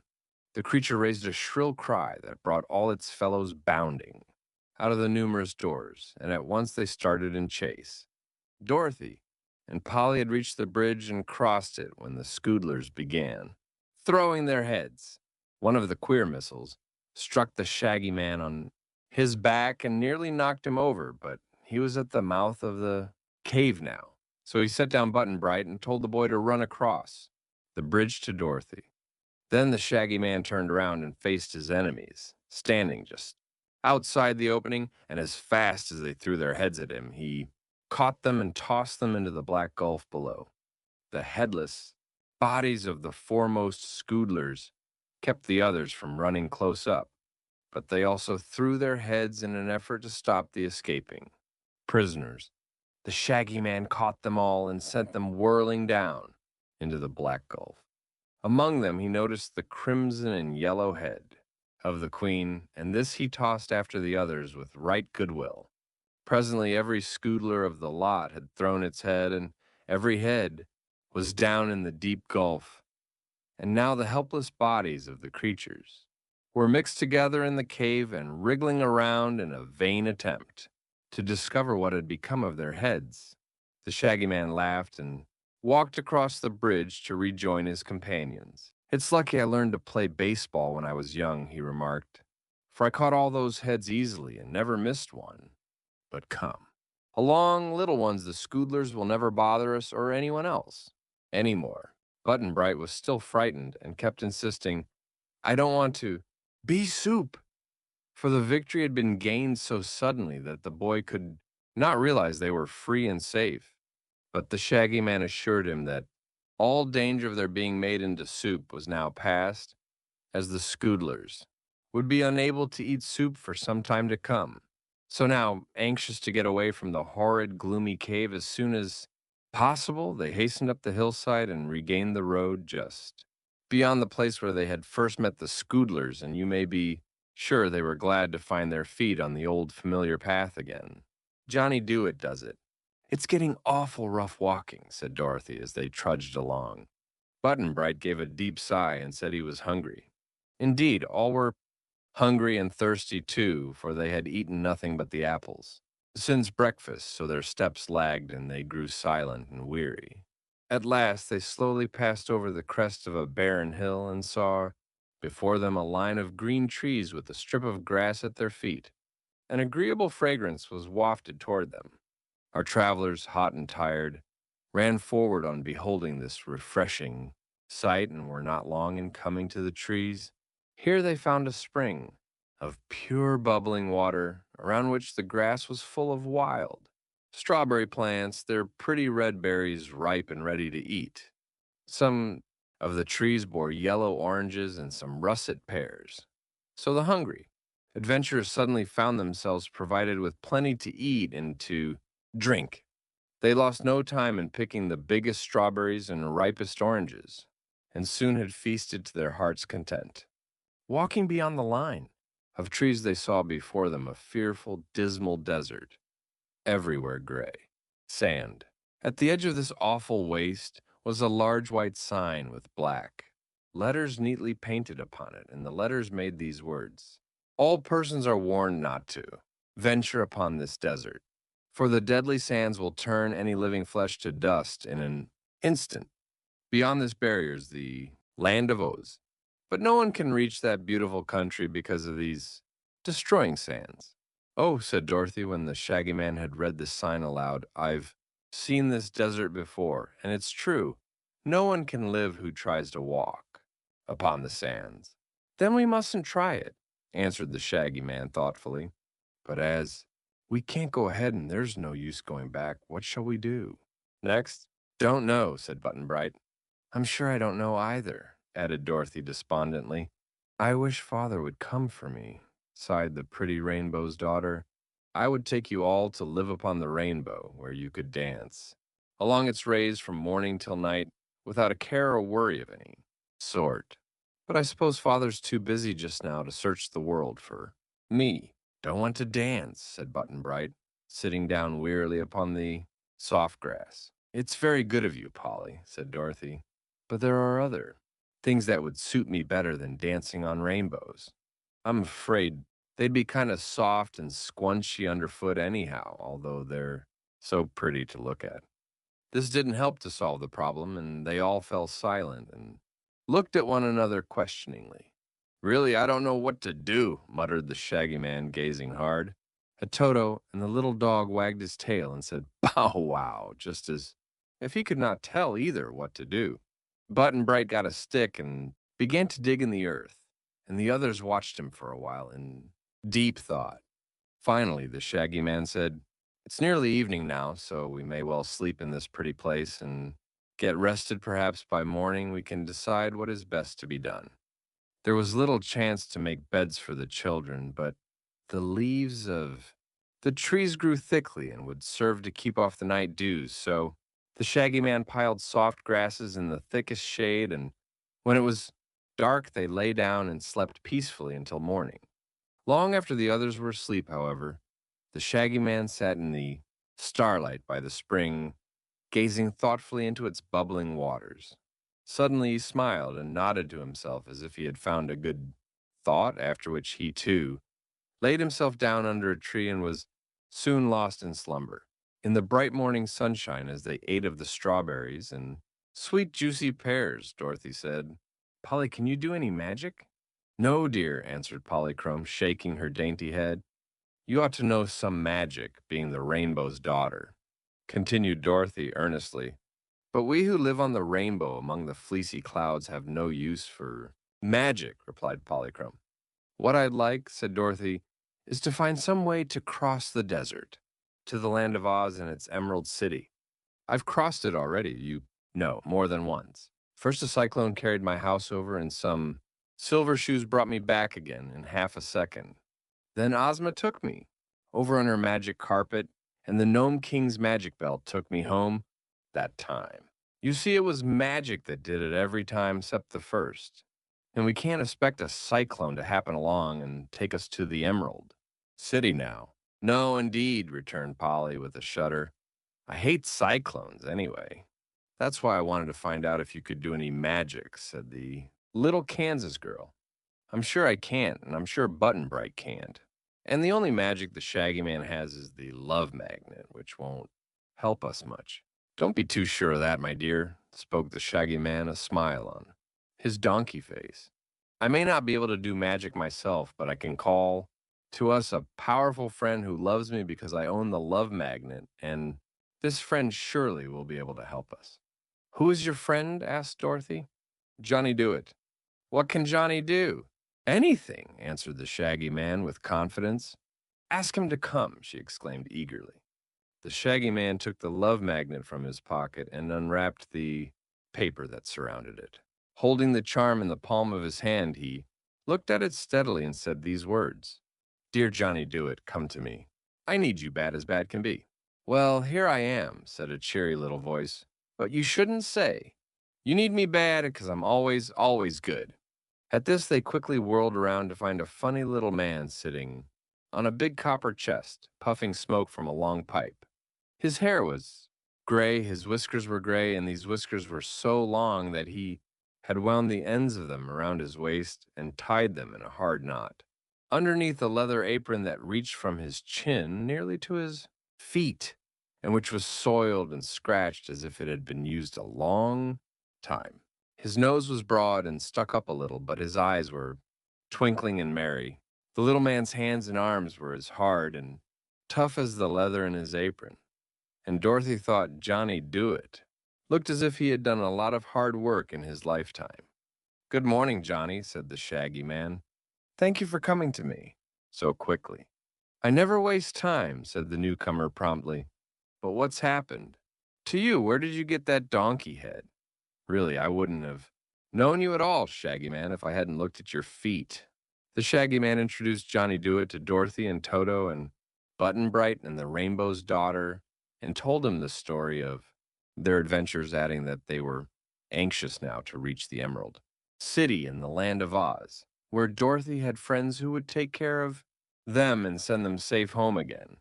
"But," said he, "we find that we can't cross this desert which turns all living flesh that touches it into dust. So I have asked you to come and help us." Johnny Dooit puffed his pipe and looked carefully at the dreadful desert in front of them, stretching so far away they could not see its end. "You must ride," he said briskly. "What in?" asked the Shaggy Man.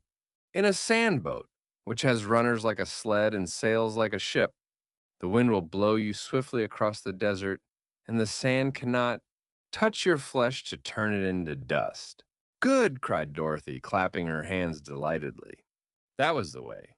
The magic carpet took us across. We didn't have to touch the horrid sand at all. But where's the sand boat? Asked the Shaggy Man, looking all around. Him. I'll make you one, said Johnny Dewett.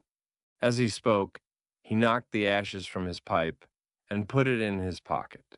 Then he unlocked the copper chest and lifted the lid, and Dorothy saw it was full of shining tools of all sorts and shapes. Johnny Dewett moved quickly now, so quickly that they were astonished at the work he was able to accomplish. He had in his chest a tool for everything he wanted to do, and these must have been magic tools because they did their work so fast and so well. The man hummed a little song as he worked, and Dorothy tried to listen to it. She thought the words were something like these: the only way to do a thing is do it when you can, and do it cheerfully and sing, and work and think and plan. The only real unhappy one is he who dares to shirk. The only really happy one is he who cares to work. Whatever Johnny Dewett was singing, he was certainly doing things, and they all stood by and watched him in amazement. He seized an axe and in a couple of chops felled a tree. Next, he took a saw and in a few minutes sawed the tree trunk into broad, long boards. He then nailed the boards together into the shape of a boat about 12 feet long and 4 feet wide. He cut from another tree a long, slender pole, which, when trimmed of its branches and fastened upright in the center of the boat, served as a mast. From the chest, he drew a coil of rope and a big bundle of canvas, and with these, still humming his song, he rigged up a sail, arranging it so it could be raised or lowered upon the mast. Dorothy fairly gasped with wonder to see the thing grow so speedily. Before her eyes, and both Button Bright and Polly looked on with the same absorbed interest. It ought to be painted, said Johnny Dewett, tossing his tools back into the chest, for that would make it look prettier. But though I can paint it for you in 3 seconds, it would take an hour to dry, and that's a waste of time. We don't care how it looks, said the Shaggy Man. If only it will take us across the desert. It will do that, declared Johnny Dewett. All you need worry about is tipping over. Did you ever sail a ship? I've seen one sailed, said the Shaggy Man. Good. Sail this boat the way you've seen a ship sailed, and you'll be across the sands before you know it. With this, he slammed down the lid of the chest, and the noise made them all wink. While they were winking, the workmen disappeared, tools and all. The deadly desert crossed. Oh, that's too bad, cried Dorothy. I wanted to thank Johnny Dewett for all his kindness to us. He hasn't time to listen to thanks, replied the Shaggy Man, but I'm sure he knows we are grateful. I suppose he is already at work in some other part of the world. They now looked more carefully at the sandboat and saw that the bottom was mottled with two sharp runners which would glide through the sand. The front of the sandboat was pointed like the bow of a ship, and there was a rudder at the stern to steer by. It had been built just at the edge of the desert, so that all its length lay upon the gray sand except the after part, which still rested on the strip of grass. Get in, my dears, said the Shaggy Man. I'm sure I can manage this boat as well as any sailor. All you need do is sit still in your places. Dorothy got in, Toto in her arms, and sat on the bottom of the boat just in front of the mast. Button Bright sat in front of Dorothy, while Polly leaned over the bow. The Shaggy Man knelt behind the mast. When all were ready, he raised the sail halfway. The wind caught it. At once the sandboat started forward, slowly at first, then with added speed. The Shaggy Man pulled the sail way up, and they flew so fast over the deadly desert that everyone held fast to the sides of the boat and scarcely dared to breathe. The sand lay in billows and was in places very uneven, so that the boat rocked dangerously from side to side, but it never quite tipped over. And the speed was so great that the Shaggy Man himself became frightened and began to wonder how he could make the ship go slower. If we're spilled in this sand in the middle of the desert, Dorothy thought to herself, we'll be nothing but dust in a few minutes, and that will be the end of us. But they were not spilled, and by Polychrome, who was clinging to the bow and looking straight ahead, saw a dark line before them and wondered what it was. It grew plainer every second until she discovered it to be a row of jagged rocks at the end of the desert, while high. Above these rocks, she could see a tableland of green grass and beautiful trees. Look out, she screamed to the shaggy man. Go slowly, or we shall smash into the rocks. He heard her and tried to pull down the sail, but the wind would not let go of the broad canvas, and the ropes had become tangled. Nearer and nearer they drew to the great rocks, and the shaggy man was in despair because he could do nothing to stop the wild rush of the sand boat. They reached the edge of the desert and bumped squarely into the rocks. There was a crash as Dorothy, Button Bright, Toto, and Polly flew up in the air in a curve like a skyrocket's, one after another landing high upon the grass, where they rolled and tumbled for a time before they could stop themselves. The Shaggy Man flew after them, head first, and lighted in a heap beside. Toto, who, being much excited at the time, seized one of the donkey ears between his teeth and shook and worried it as hard as he could, growling angrily. The Shaggy Man made the little dog let go and sat up to look. Around him, Dorothy was feeling one of her front teeth, which was loosened by knocking against her knee as she fell. Polly was looking sorrowfully at a rent in her pretty gauze gown, and Button Bright's fox head had stuck fast in a gopher hole, and he was wiggling his little fat legs frantically in an effort to get free. Otherwise, they were unhurt by the adventure. So the Shaggy Man stood up and pulled Button Bright out of the hole and went to the edge of the desert to look at the sand boat. It was a mere mass of splinters now, crushed out of shape against the rocks. The wind had torn away the sail and carried it to the top of a tall tree where the fragments of it fluttered like a white flag. Well, he said cheerfully, we're here, but where the here is, I don't. No, it must be some part of the land of Oz, observed Dorothy, coming to his side. Must it? Course it must. We're across the desert, aren't we? And somewhere in the middle of Oz is the Emerald City.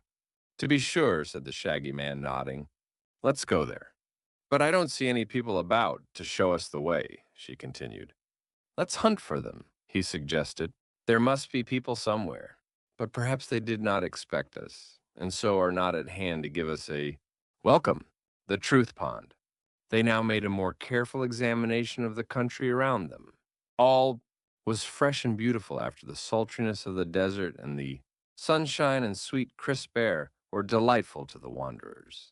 The little mounds of yellowish green were away at the right, while on the left waved a group of tall, leafy trees bearing yellow blossoms that looked like tassels and pom-poms. Among the grasses carpeting the ground were pretty buttercups and cowslips and marigolds. After looking at these a moment, Dorothy said reflectively, we must be in the country of the Winkies, for the color of that country is yellow. And you will notice that most everything here is yellow that has any color at all. But I thought this was the land of Oz, replied the Shaggy Man as if greatly disappointed. So it is, she declared. But there are 4 parts to the land of Oz. The North Country is purple, and it's the country of the Gillikins. The East Country is blue, and that's the country of the Munchkins. Down at the South is the red country of the Quadlings, and here in the West, the yellow country of the Winkies. This is the part that is ruled by the Tin Woodman, you know. Who's he? Asked Button Bright. Why, he's the Tin Man I told you about. His name is Nick Chopper, and he has a lovely heart given him by the wonderful wizard. Where does he live? Asked the boy. The wizard? Oh, he lives in the Emerald City, which is just in the middle of Oz, where the corners of the 4 countries meet. Oh, said Button Bright, puzzled by this explanation. We must be some distance from the Emerald City, remarked the Shaggy Man. That's true, she replied. So we'd better start on and see if we can find any of the Winkies. They're nice people, she continued as the little party began walking toward the group of trees. And I came here, once with my friends the Scarecrow and the Tin Woodman and the Cowardly Lion, to fight a wicked witch who had made all the Winkies her slaves. Did you conquer her? Asked Polly. Why, I melted her with a bucket of water, and that was the end of her. replied Dorothy. After that, the people were free, and they made Nick Chopper, that's the Tin Woodman, their emperor. What's that? Asked Button Bright. Emperor? Oh, it's something like an alderman, I guess. Oh, said the boy. But I thought Princess Ozma ruled Oz, said the Shaggy Man. So she does. She rules the Emerald City and all the four countries of Oz, but each country has another little ruler, not so big as Ozma. It's like the officers of an army. You see, the little rulers are all captains, and Ozma's the general. By this time, they had reached the trees, which stood in a perfect circle, and just far enough apart so that their thick branches touched or shook hands, as Button Bright remarked, under the shade of the trees. They found in the center of the circle a crystal pool, its water as still as glass. It must have been deep, too, for when Polychrome bent over it, she gave a little sigh of pleasure. Why, it's a mirror, she cried, for she could see all her pretty face and fluffy, rainbow tinted gown reflected in the pool, as natural as life. Dorothy bent over too and began to arrange her hair, blown by the desert wind into straggling tangles. Button Bright leaned over the edge. Next, and then began to cry, for the sight of his fox head frightened the poor little fellow. I guess I won't look, remarked the Shaggy Man sadly, for he didn't like his donkey head either, while Polly and Dorothy tried to comfort. Button Bright, the Shaggy Man, sat down near the edge of the pool where his image could not be reflected and stared at the water thoughtfully. As he did this, he noticed a silver plate fastened to a rock just under the surface of the water, and on the silver plate was engraved these words. Ah, cried the Shaggy Man, springing to his feet with eager joy. We've found it at last. Found what? Asked Dorothy, running to him. The truth pond. Now, at last, I may get rid of this frightful head, for we were told, you remember, that only the truth pond could restore to me my proper face. Me too, shouted Button Bright, trotting up to them. Of course, said Dorothy. It will cure you both of your bad heads, I guess. Isn't it lucky we found it? It is indeed, replied the Shaggy Man. I hated dreadfully to go to Princess Ozma looking like this, and she's to have a birthday celebration too. Just then a splash startled them, for Button Bright, in his anxiety to see the pool that would cure him, had stepped too near the edge and tumbled heels over head into the water. Down he went, out of sight, entirely, so that only his sailor hat floated on the top of the truth pond. He soon bobbed up, and the Shaggy Man seized him by his sailor collar and dragged him to the shore, dripping and gasping for breath. They all looked upon the boy wonderingly, for the fox head with its sharp nose and pointed ears was gone, and in its place appeared the chubby round face and blue eyes and pretty curls that had belonged to Button Bright before King Dox of Foxville transformed him. Oh, what a darling, cried Polly, and would have hugged the little one had he not been so wet. Their joyful exclamations made the child rub the water out of his eyes and look at his friends questioningly. You're all right now, dear, said Dorothy. Come and look at yourself. She led him to the pool, and although there were still a few ripples on the surface of the water, he could see his reflection plainly. It's me, he said in a pleased yet awed whisper. Course it is, replied the girl, and we're all as glad as you are. Button Bright. Well, announced the Shaggy Man, it's my turn next. He took off his shaggy coat and laid it on the grass and dived headfirst into the truth pond. When he came up, the donkey head had disappeared, and the Shaggy Man's own shaggy head was in its place, with the water dripping in little streams from his shaggy whiskers. He scrambled ashore and shook himself to get off some of the wet, and then leaned over the pool to look admiringly at his reflected face. I may not be strictly beautiful even now, he said to his companions, who watched him with smiling faces, but I'm so much handsomer than any donkey that I feel as proud as I can be. You're all right, Shaggy Man, declared Dorothy, and Button Bright is all right, too. So let's thank the Truth Pond for being so nice and start on our journey to the Emerald City. I hate to leave it, murmured the Shaggy Man with a sigh. A truth. pond wouldn't be a bad thing to carry around with us. But he put on his coat and started with the others in search of someone to direct them on their way. Tick-Tock and Billina. They had not walked far across the flower-strewn meadows when they came upon a fine road leading toward the northwest and winding gracefully among the pretty yellow hills. That way, said Dorothy, must be the direction of the Emerald City. We'd better follow the road until we meet someone or come to a house.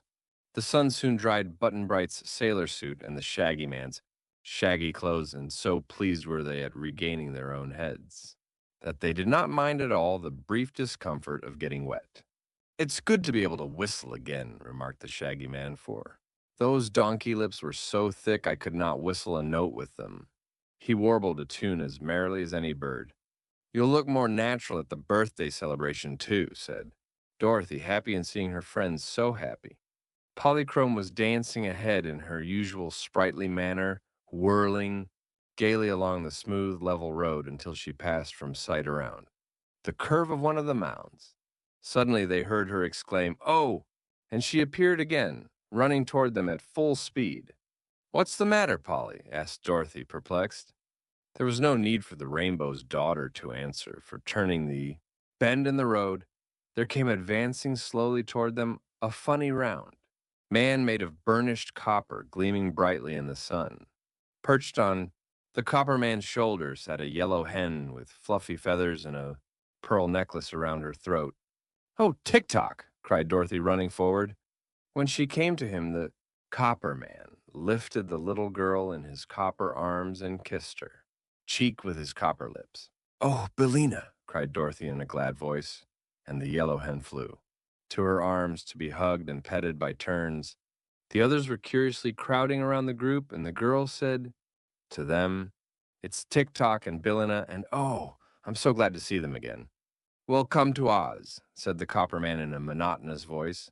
Dorothy sat right down in the road, the yellow hen in her arms, and began to stroke Billina's back. Said the hen, "Dorothy, dear, I've some wonderful news to tell you." "Tell it quick, Billina," said the girl. Just then Toto, who had been growling to himself in a crossway, gave a sharp bark and flew at the yellow hen, who ruffled her feathers and let out such an angry screech that Dorothy was startled. "Stop, Toto! Stop that this minute!" she commanded. "Can't you see that? Billina is my friend?" In spite of this warning, had she not grabbed Toto quickly by the neck, the little dog would have done the yellow hen a mischief, and even now he struggled madly to escape Dorothy's grasp. She slapped his cars once or twice and told him to behave, and the yellow hen flew to Tick-Tock's shoulder again, where she was safe. "What a brute!" croaked Billina, glaring down at the little dog. "Toto isn't a brute," replied Dorothy, "but at home Uncle Henry has to whip him sometimes for chasing the chickens. Now, look here, Toto," she added, holding up her finger and speaking sternly to him. "You've got to understand that Billina is one of my dearest friends and mustn't be hurt now or ever." Toto wagged his tail as if he understood. "The miserable thing can't talk," said Billina with a sneer. "Yes, he can," replied Dorothy. "He talks with his tail, and I know everything he says. If you could wag your tail, Billina, you wouldn't need words to talk with." "Nonsense," said Billina. "It isn't nonsense at all. Just now Toto says he's sorry and that he'll try to love you for my sake. Don't you, Toto?" "Bow wow," said Toto, wagging his tail again. "But I've such wonderful news for you, Dorothy," cried the yellow hen. "I've—" "Wait a minute, dear," interrupted the little girl. "I've got to introduce you all first. That's manners, Billina. This," turning to her traveling companions, "is Mr. Tick-Tock, who works by machinery, 'cause his thoughts wind up, and his talk winds up, and his action winds up like a clock." "Do they all wind up together?" asked the Shaggy Man. "No, each one separate. But he works just lovely, and Tick-Tock was a good friend to me once and saved my life, and Billina's life, too." "Is he alive?" asked Button Bright, looking hard at the Copper Man. "Oh, no, but his machinery makes him just as good as alive." She turned to the Copper Man and said politely, "Mr. Tick-Tock, these are my new friends, the Shaggy Man and Polly, the Rainbow's Daughter, and Button Bright and Toto. Only Toto isn't a new friend because he's been to Oz before. The copper man bowed low, removing his copper hat as he did so. I'm very pleased to meet Dorothy's Here he stopped short. Oh, I guess his speech needs winding, said the little girl, running behind the copper man to get the key off a hook at his back. She wound him up at a place under his right arm, and he went on to say, Pardon me for running down. I was about to say I am pleased to meet Dorothy's friends, who must be my friends. The words were somewhat jerky but plain to understand. And this is Billina, continued Dorothy, introducing the yellow hen, and they all bowed to her in turn. I've such wonderful news, said the hen, turning her head so that one bright eye looked full at Dorothy. What is it, dear? Asked the girl. I've hatched out 10 of the loveliest chicks you ever saw. Oh, how nice, and where are they, Billina? I left them at home. But they're beauties, I assure you, and all wonderfully clever. I've named them Dorothy. Which one? Asked the girl. All of them, replied Billina. That's funny. Why did you name them all with the same name?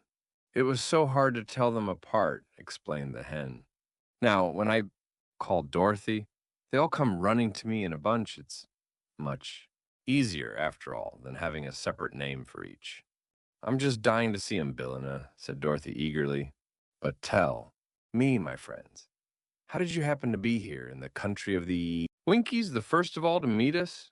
I'll tell you, answered Tick-Tock in his monotonous voice, all the sounds of his words being on one level.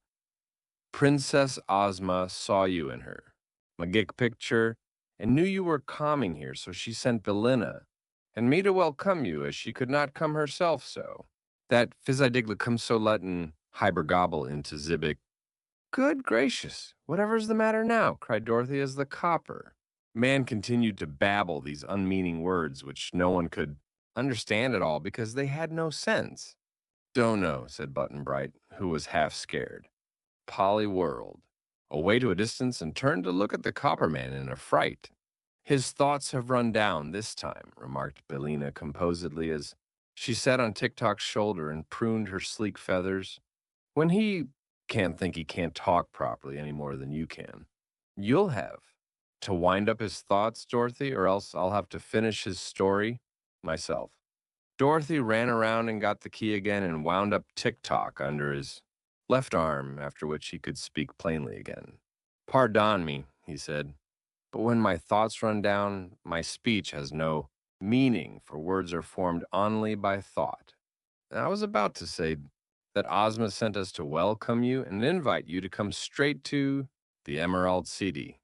She was too buzzy to come herself, for she is preparing for her birthday celebration, which is to be a grand affair. I've heard of it, said Dorothy, and I'm glad we've come in time to attend. Is it far from here to the Emerald City? Not very far, answered Tick-Tock, and we have plenty of time. Tonight we will stop at the Palace of the Tin Woodman, and tomorrow night we will arrive at the Emerald City. Goody, cried Dorothy. I'd like to see dear Nick Chopper again. How's his heart? It's fine, said Billina. The Tin Woodman says it gets softer and kindlier every day. He's waiting at his castle to welcome you, Dorothy. But he couldn't come with us because he's getting polished as bright as possible for Ozma's party. Well then, said Dorothy, let's start on, and we can talk more as we go. They proceeded on their journey in a friendly group, for Polychrome had discovered that the copper man was harmless and was no longer afraid of him. Button Bright was also reassured and took quite a fancy to Tick-Tock. He wanted the Clockwork Man to open himself so that he might see the wheels go round, but that was a thing Tick-Tock could not do. Button Bright then wanted to wind up the copper man, and Dorothy promised he should do so as soon as any part of the machinery ran down. This pleased Button Bright, who held fast to one of Tick-Tock's copper hands as he trudged along the road, while Dorothy walked on the other side of her old friend, and Billina perched by turns upon his shoulder or his copper hat. Polly once more joyously danced ahead, and Toto ran after her, barking with glee. The Shaggy Man was left to walk behind, but he didn't seem to mind that a bit and whistled merrily or looked curiously. upon the pretty scenes they passed. At last they came to a hilltop from which the tin castle of Nick Chopper could plainly be seen, its towers glistening magnificently under the rays of the declining sun. How pretty! Exclaimed Dorothy. I've never seen the Emperor's new house before. He built it because the old castle was damp and likely to rust his tin body, said Billina. All those towers and steeples and domes and gables took a lot of tin, as you can see. Is it a toy? Asked Button Bright softly. No, dear, answered Dorothy. It's better than that. It's the fairy, dwelling of a fairy prince, the Emperor's tin castle. The grounds around Nick Chopper's new house were laid out in pretty flower beds with fountains of crystal water and statues of tin, representing the Emperor's personal friends. Dorothy was astonished and delighted to find a tin statue of herself standing on a tin pedestal at a bend in the avenue leading up to the entrance. It was life-size and showed her in her sunbonnet with her basket on her arm, just as she had first appeared in the Land of Oz. Oh, Toto, you're there too, she exclaimed, and sure enough, there was the tin figure of Toto lying at the tin Dorothy's feet. Also, Dorothy saw figures of the Scarecrow and the Wizard and Ozma and of many others, including Tik-Tok. They reached the grand tin entrance to the Tin Castle, and the Tin Woodman himself came running out of the door to embrace little Dorothy and give her a glad welcome. He welcomed her friends as well, and the Rainbow's Daughter he declared to be the loveliest vision his tin eyes had ever beheld. He patted Button Bright's curly head tenderly, for he was fond of children, and turned to the Shaggy Man and shook both his hands at the same time. Nick Chopper, the Emperor of the Winkies, who was also known throughout the Land of Oz as the Tin Woodman, was certainly a remarkable person. Ha was neatly made, all of tin, nicely soldered at the joints, and his various limbs were cleverly hinged to his body so that he could use them nearly as well as if they had been common flesh. Once he told the Shaggy Man he had been made all of flesh and bones, as others people are, and then he chopped wood in the forest to earn his living. But the axe slipped so often and cut off parts of him, which he had replaced with tin, that finally there was no flesh left, nothing but tin, so he became a real Tin Woodman. The wonderful Wizard of Oz had given him an excellent heart to replace his old one, and he didn't at all mind being tin. Everyone loved him, he loved everyone, and he was therefore as happy as the day was long. The Emperor was proud of his new tin castle and showed his visitors through all the rooms. Every bit of the furniture was made of brightly polished tin, the tables, chairs, beds, and all, even the floors and walls were of tin. I suppose, said he, that there are no cleverer tinsmiths in all the world than the Winkies. It would be hard to match this castle in Kansas. Wouldn't it, little Dorothy? Very hard, replied the child gravely. It must have cost a lot of money, remarked the Shaggy Man. Money! Money in Oz! Cried the Tin Woodman. What a queer idea. Did you suppose we are so vulgar as to use money here? Why not? Asked the Shaggy Man. If we used money to buy things with, instead of love and kindness and the desire to please one another, then we should be no better than the rest of the world, declared the Tin Woodman. Fortunately, money is not known in the Land of Oz at all. We have no rich and no poor for what? One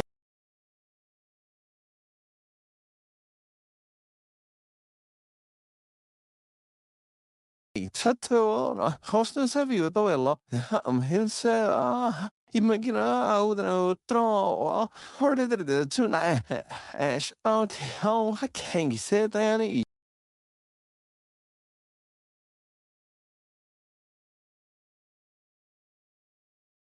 well they forgetting And no one in all Oz cares to have more than he can use. Good, cried the Shaggy Man, greatly pleased to hear this. I also despise money. A man in Butterfield owes me 15 cents, and I will not take it from him. The Land of Oz is surely the most favored land in all the world, and its people the happiest.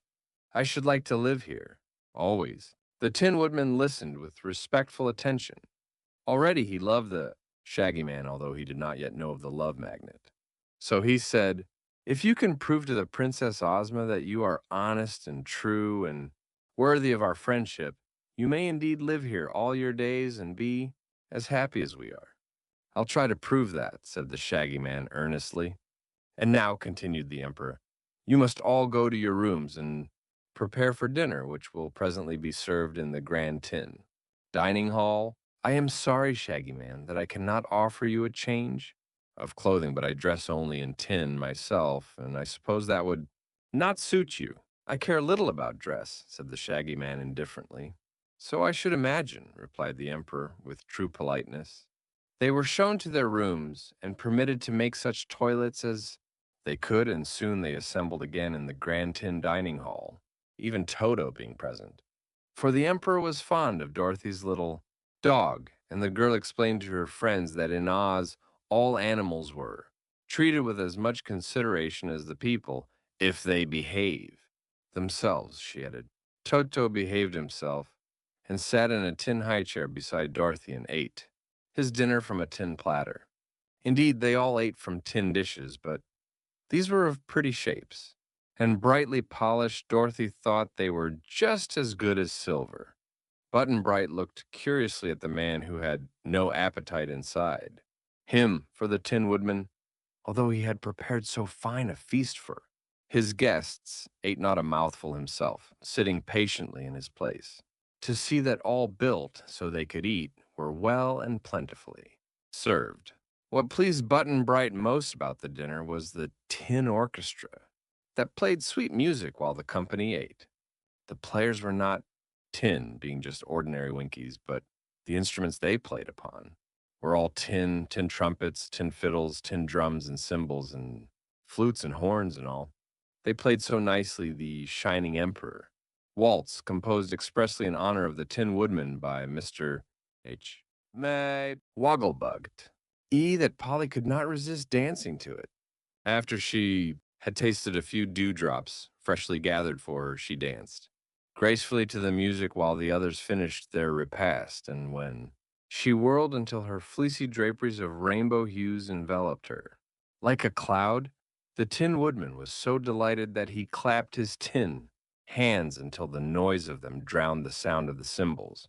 Altogether, it was a merry meal, although Polychrome ate little and the host nothing at all. "I'm sorry the Rainbow's Daughter missed her mist cakes," said the Tin Woodman to Dorothy, "but by a mistake Miss Polly's mist cakes were mislaid and not missed until now. I'll try to have some for her breakfast." They spent the evening telling stories, and the next morning left the splendid tin castle and set out upon the road to the Emerald City. The Tin Woodman went with them, of course, having by this time been so brightly polished that he sparkled like silver. His axe, which he always carried with him, had a steel blade that was tin plated and a handle covered with tin plate beautifully engraved and set with diamonds. The Winkies assembled before the castle gates and cheered their emperor as he marched away, and it was easy to see that they all loved him dearly. Visiting the pumpkin field, Dorothy let Button Bright wind up the clockwork and the Copper Man this morning, his thinking machine first, then his speech, and finally his action, so he would doubtless run perfectly until they had reached the Emerald City. The Copper Man and the Tin Man were good friends and not so much alike as you might think, for one was alive and the other moved. By means of machinery, one was tall and angular, and the other short and round. You could love the Tin Woodman because he had a fine nature, kindly and simple, but the Machine Man you could only admire without loving, since to love such a thing as he was as impossible as to love a sewing machine or an automobile. Yet TikTok was popular with the people of Oz because he was so trustworthy, reliable, and true. He was sure to do exactly what he was wound up to do at all times and in all circumstances. Perhaps it is better to be a machine that does its duty than a flesh and blood person who will not, for a dead truth is better than a live falsehood. About noon, the travelers reached a large field of pumpkins, a vegetable quite appropriate to the yellow country of the Winkies, and some of the pumpkins which grew there were of remarkable size. Just before they entered upon this field, they saw three little mounds that looked like graves with a pretty headstone to each one of them. "What is this?" asked Dorothy in wonder. "It's Jack Pumpkinhead's private graveyard," replied the Tin Woodman. "But I thought nobody ever died in Oz," she said. "Nor do they, although if one is bad, he may be condemned and killed by the good citizens," he answered. Dorothy ran over to the little graves and read the words engraved upon the tombstones. The first one said, "Here lies the mortal part of Jack Pumpkinhead, which spoiled April 9th." She then went to the next stone, which read, "Here lies the mortal part of Jack Pumpkinhead, which spoiled October 2nd." On the third stone were carved these words, "Here lies the mortal part of Jack Pumpkinhead, which spoiled January 24th. "Poor Jack," sighed Dorothy. "I'm sorry he had to die in three parts, for I hope to see him again." "So you shall," declared the Tin Woodman, "since he is still alive. Come with me to his house, for Jack is now a farmer and lives in this very pumpkin field." They walked over to a monstrous big hollow pumpkin which had a door and windows cut through the rind. There was a stovepipe running through the stem, and 6 steps had been built, leading up to the front door. They walked up to this door and looked in. Seated on a bench was a man, clothed in a spotted shirt, a red vest, and faded blue trousers, whose body was merely sticks of wood jointed clumsily together. On his neck was set a round yellow pumpkin, with a face carved on it such as a boy often carves on a jack-lantern. This queer man was engaged in snapping slippery pumpkin seeds with his wooden fingers, trying to hit a target on the other side of the room with them. He did not know he had visitors until Dorothy exclaimed, "Why, it's Jack Pumpkinhead himself." He turned and saw them and at once came forward to greet the little Kansas girl and Nick Chopper, and to be introduced to their new friends. Button Bright was at first rather shy with the quaint Pumpkinhead, but Jack's face was so jolly and smiling, being carved that way, that the boy soon grew to like him. "I thought a while ago that you were buried in three parts," said Dorothy, "but now I see you're just the same as ever." "Not quite the same, my dear, for my mouth is a little more one-sided than it used to be, but pretty nearly the same. I've a new head, and this is the fourth one I've owned since Ozma first made me and brought me to life by sprinkling me with the magic powder." "What became of the other heads, Jack?" "They spoiled and I buried them, for they were not even fit for pies. Each time Ozma has carved me a new head just like the old one, and as my body is by far the largest part of me, I am still Jack Pumpkinhead, no matter how often I change my upper end. Once we had a dreadful time to find another pumpkin as they were out of season, and so I was obliged to wear my old head a little longer than was strictly healthy. But after this sad experience, I resolved to raise pumpkins myself so as never to be caught again without one handy, and now I have this fine field that you see before you. Some grow pretty big, too big to be used for heads, so I dug out this one and use it for a house." "Isn't it damp?" asked Dorothy. "Not very. There isn't much left but the shell, you see, and it will last a long time yet." "I think you are brighter than you used to be, Jack," said the Tin Woodman. "Your last head was a stupid one. The seeds in this one are better," was the reply. "Are you going to Ozma's party?" asked Dorothy. "Yes," said he. "I wouldn't miss it for anything. Ozma's my parent, you know, because she built my body and carved my pumpkin head. I'll follow you to the Emerald City tomorrow, where we shall meet again. I can't go today because I have to plant fresh pumpkin seeds and water the young vines. But give my love to Ozma and tell her I'll be there in time for the jubilation." "We will," she promised, and then they all left him and resumed their journey. The royal chariot arrives. The neat yellow houses of the Winkies were now to be seen standing here and there along the roadway, giving the country a more cheerful and civilized look. They were farmhouses, though, and set far apart, for in the land of Oz there were no towns or villages except the magnificent Emerald City in its center. Hedges of evergreen or of yellow roses bordered the broad highway, and the farms showed the care of their industrious inhabitants. The nearer the travelers came to the great city, the more prosperous the country. And they crossed many bridges over the sparkling streams and rivulets that watered the lands. As they walked leisurely along, the Shaggy Man said to the Tin Woodman, "What sort of a magic powder was it that made your friend the Pumpkinhead live?" "It was called the Powder of Life," was the answer, "and it was invented by a crooked sorcerer who lived in the mountains of the North Country." Uh, Witch named Mombi got some of this powder from the crooked sorcerer and took it home with her.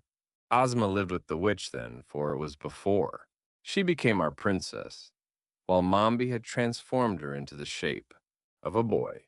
Well, while Mombi was gone to the crooked sorcerers, the boy made this pumpkin-headed man to amuse himself, and also with the hope of frightening the witch with it when she returned. But Mombi was not scared, and she sprinkled the pumpkin head with her magic powder of life to see if the powder would work. Ozma was watching and saw the pumpkin head come to life, so that night she took the pepper box containing the powder and ran away with it and with Jack in search of adventures. Next day, they found a wooden sawhorse standing by the roadside and sprinkled it with the powder. It came to life at once, and Jack, Pumpkinhead, rode the sawhorse to the Emerald City. "What became of the sawhorse afterward?" asked the Shaggy Man, much interested in this story. "Oh, it's alive yet, and you will probably meet it presently in the Emerald City." Afterward, Ozma used the last of the powder to bring the flying gump to life, but as soon as it had carried her away from her enemies, the gump was taken apart, so it doesn't exist anymore. "It's too bad the powder of life was all used up," remarked the Shaggy Man. "It would be a handy thing to have around." "I am not so sure of that, sir," answered the Tin Woodman. "A while ago, the crooked sorcerer who invented the magic powder fell down a precipice and was killed. All his possessions went to a relative, an old woman, named Dinah, who lives in the Emerald City. She went to the mountains, where the sorcerer had lived, and brought away everything she thought of value. Among them was a small bottle of the powder of life, but of course Dinah didn't know it was a magic powder at all.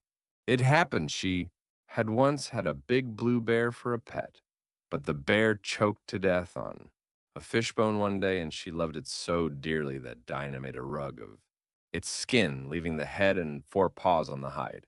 She kept the rug on the floor of her front parlor. "I've seen rugs like that," said the Shaggy Man, nodding, "but never one made from a blue bear." "Well," continued the Tin Woodman, "the old woman had an idea that the powder in the bottle must be moth powder because it smelled something like moth powder, so one day she sprinkled it on her bear rug to keep the moths out of it. She said, looking lovingly at the skin, 'I wish my dear bear were alive again.' To her horror, the bear rug at once came to life, having been sprinkled with the magic powder, and now this live bear rug is a great trial to her and makes her a lot of trouble." "Why?" asked the Shaggy Man. "Well, it stands up on its 4 feet and walks all around and gets in the way, and that spoils it for a rug. It can't speak, although it is alive, for while its head might say words, it has no breath and a solid body to push the words out of its mouth. It's a very slimsy affair. Altogether, that bear rug, and the old woman is sorry it came to life. Every day she has to scold it and make it lie down flat on the parlor floor to be walked upon, but sometimes when she goes to market, the rug will hump up its back skin and stand on its 4 feet and trot along after her." "I should think Dinah would like that," said Dorothy. "Well, she doesn't, because everyone knows it isn't a real bear, but just a hollow skin, and so of no actual use in the world except for a rug," answered the Tin Woodman. "Therefore, I believe it is a good thing that all the magic powder of life is now used up, as it cannot cause any more trouble." "Perhaps you're right," said the Shaggy Man thoughtfully. At noon, they stopped at a farmhouse, where it delighted the farmer and his wife to be able to give them a good luncheon. The farm people knew Dorothy, having seen her when she was in the country before, and they treated the little girl with as much respect as they did the Emperor, because she was a friend of the powerful Princess Ozma. They had not proceeded far after leaving this farmhouse before coming to a high bridge over a broad river. This river, the Tin Woodman informed them, was the boundary between the country of the Winkies and the territory of the Emerald City. The city itself was still a long way off, but all around it was a green meadow, as pretty as a well-kept lawn, and in this were neither houses nor farms to spoil the beauty of the scene. From the top of the high bridge, they could see far away the magnificent spires and splendid domes of the superb city, sparkling like brilliant jewels as they towered above the emerald walls. The Shaggy Man drew a deep breath of awe and amazement, for never had he dreamed that such a grand and beautiful place could exist, even in the fairyland of Oz. Polly was so pleased that her violet eyes sparkled like amethysts, and she danced away from her companions across the bridge and into a group of feathery trees lining both the roadsides. These trees she stopped to look at with pleasure and surprise, for their leaves were shaped like ostrich plumes, their feather edges beautifully curled, and all the plumes were tinted in the same dainty rainbow hues that appeared in Polychrome's own pretty gauze gown. Father ought to see these trees, she murmured. They are almost as lovely as his own rainbows. Then she gave a start of terror, for beneath the trees came stalking two great beasts, either one big enough to crush the little daughter of the rainbow with one blow of his paws, or to eat her up with one snap of his enormous jaws. One was a tawny lion, as tall as a horse, nearly the other a striped tiger, almost the same size. Polly was too frightened to scream or to stir. She stood still with a wildly beating heart until Dorothy rushed past her and, with a glad cry, threw her arms around the huge lion's neck, hugging and kissing the beast with evident joy. Oh, I'm so glad to see you again, cried the little Kansas girl. And the hungry tiger, too? How fine you're both looking. Are you well and happy? Illustration. Dorothy threw her arms round the lion's neck. We certainly are, Dorothy, answered the lion in a deep voice that sounded pleasant and kind. And we are greatly pleased that you have come to Ozma's party. It's going to be a grand affair, I promise you. There will be lots of fat babies at the celebration, I hear, remarked the hungry tiger, yawning so that his mouth opened dreadfully wide and showed all his big, sharp teeth. But of course, I can't eat any of them. Is your conscience still in good order? Asked Dorothy anxiously. Yes, it rules me like a tyrant, answered the tiger sorrowfully. I can imagine nothing more unpleasant than to own a conscience. And he winked slyly at his friend the lion. You're fooling me, said Dorothy with a laugh. I don't believe you'd eat a baby if you lost your conscience. Come here, Polly, she called, and be introduced to my friends. Polly advanced rather shyly. You have some queer friends, Dorothy, she said. The queerness doesn't matter so long as they're friends, was the answer. This is the cowardly lion who isn't a coward at all, but just thinks he is. The wizard gave him some courage once, and he has part of it left. The lion bowed with great dignity to Polly. You are very lovely, my dear, said he. I hope we shall be friends when we are better acquainted. And this is the hungry tiger, continued Dorothy.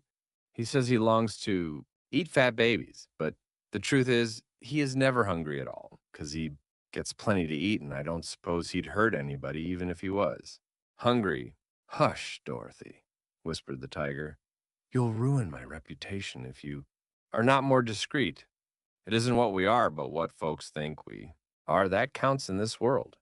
And come to think of it, Miss Polly would make a fine variegated breakfast, I'm sure. The Emerald City. The others now came up, and the Tin Woodman greeted the lion and the tiger cordially. Button Bright yelled with fear when Dorothy first took his hand and led him toward the great beast, but the girl insisted they were kind and good, and so the boy mustered up courage enough to pat their heads after they had spoken to him gently, and he had looked into their intelligent eyes. His fear vanished entirely, and he was so delighted with the animals that he wanted to keep close to them and stroke their soft fur every minute.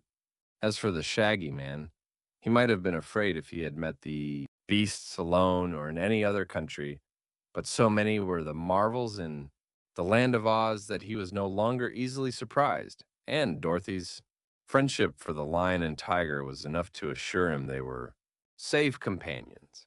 Toto barked at the Cowardly Lion in joyous greeting, for he knew the beast of old and loved him, and it was funny to see how gently the lion raised his huge paw to pat Toto's head.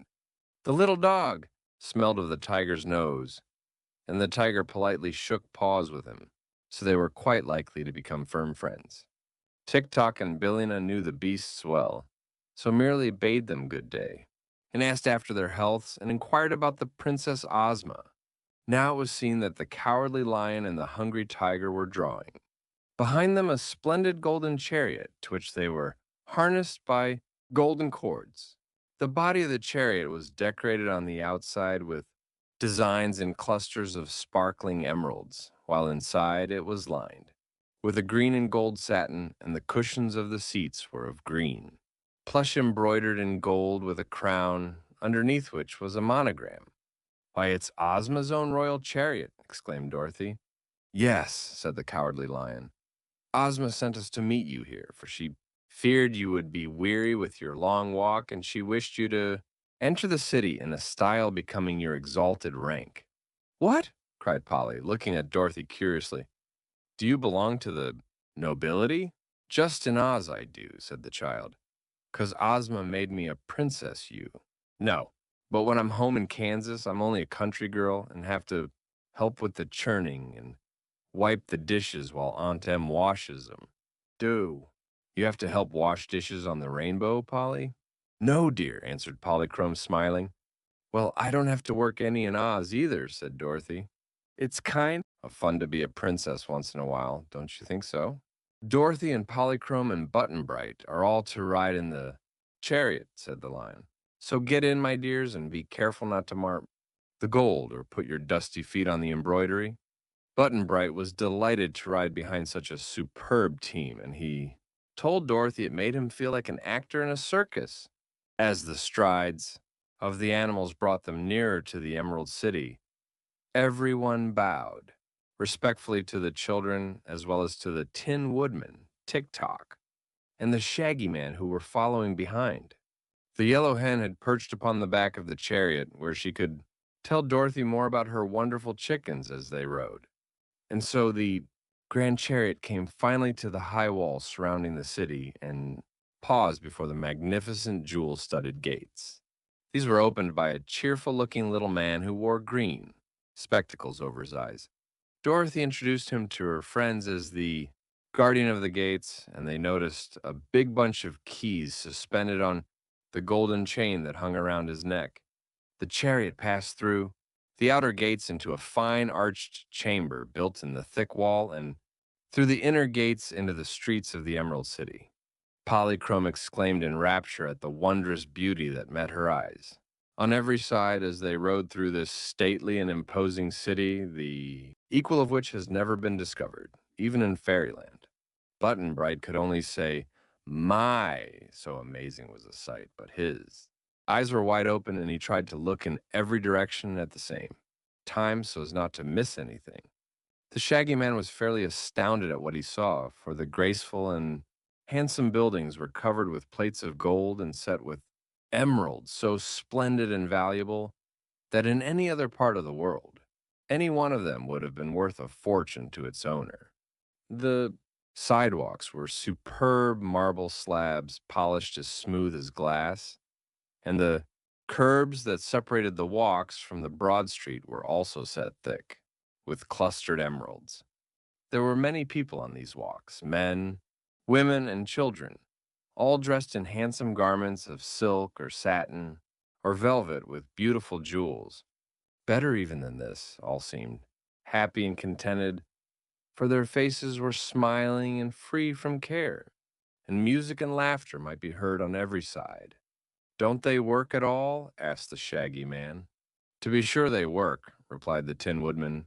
"This fair city could not be built or cared for without labor, nor could the fruit and vegetables and other food be provided for the inhabitants to eat. But no, one works more than half his time, and the people of Oz enjoy their labors as much as they do their play." "It's wonderful," declared the Shaggy Man.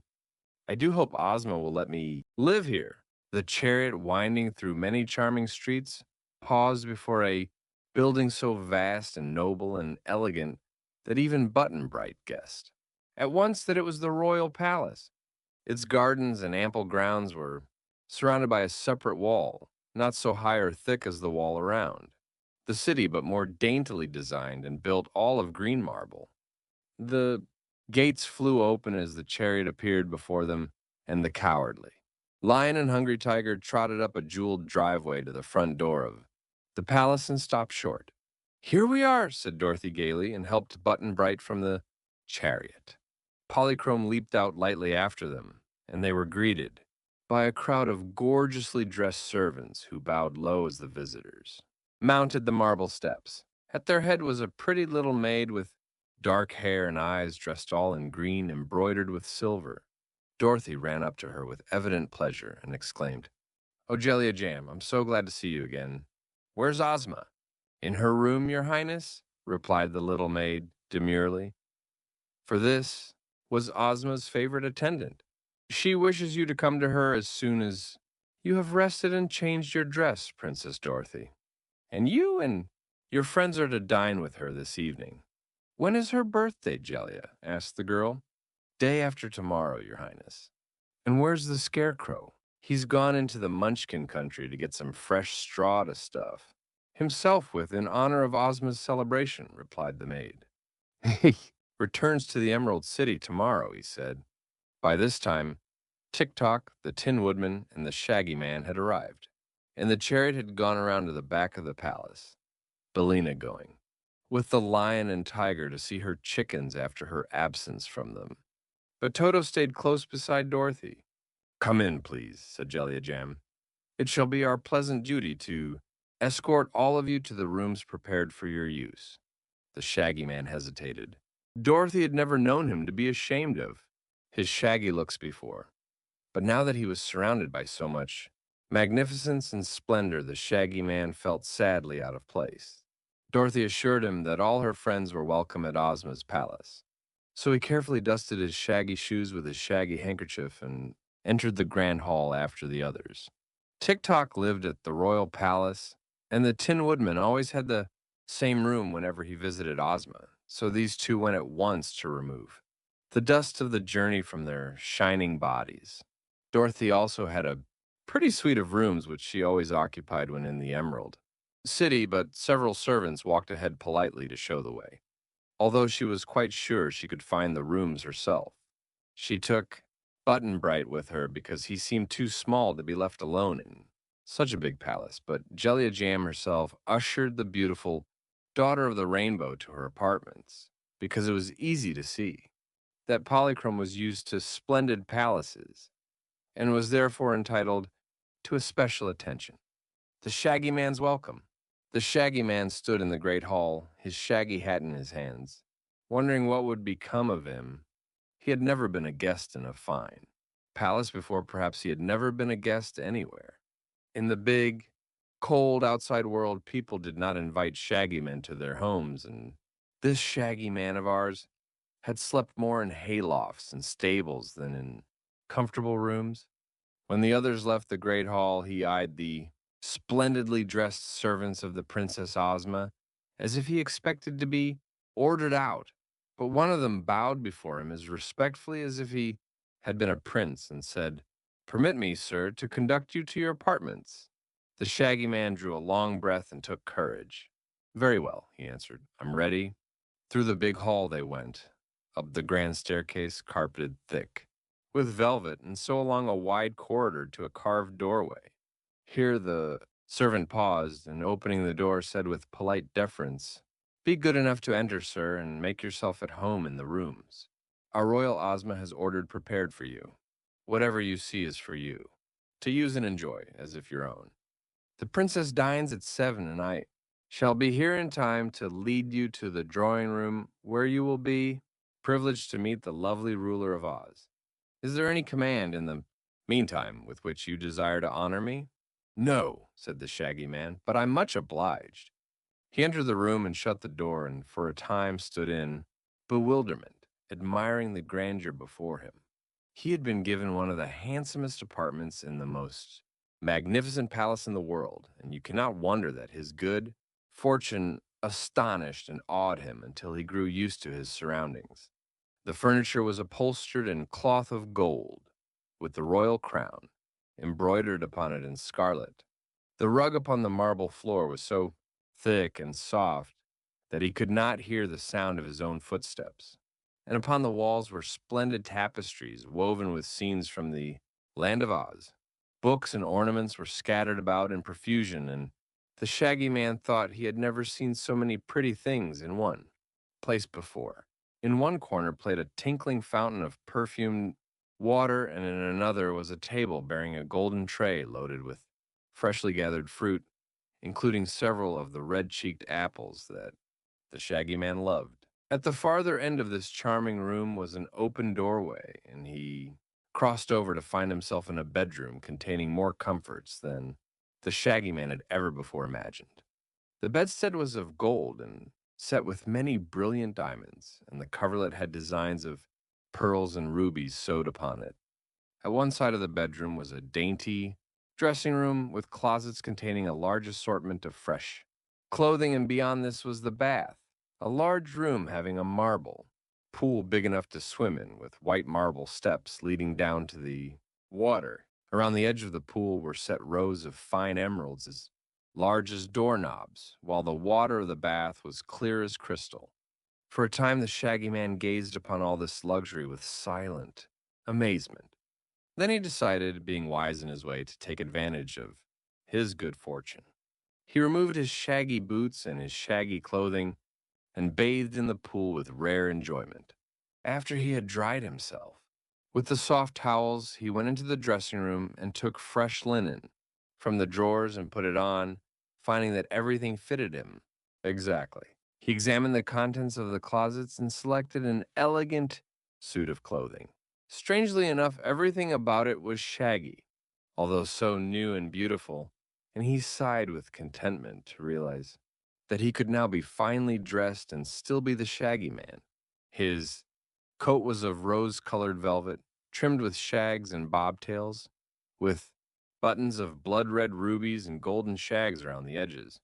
His vest was a shaggy satin of a delicate cream color, and his knee breeches of rose velvet trimmed like the coat, shaggy creamy stockings of silk, and shaggy slippers of rose leather with ruby buckles completed his costume. And when he was thus attired, the Shaggy Man looked at himself in a long mirror with great admiration. On a table he found a mother of pearl chest decorated with delicate silver vines and flowers of clustered rubies, and on the cover was a silver plate engraved with these words, "The Shaggy Man, his box of ornaments."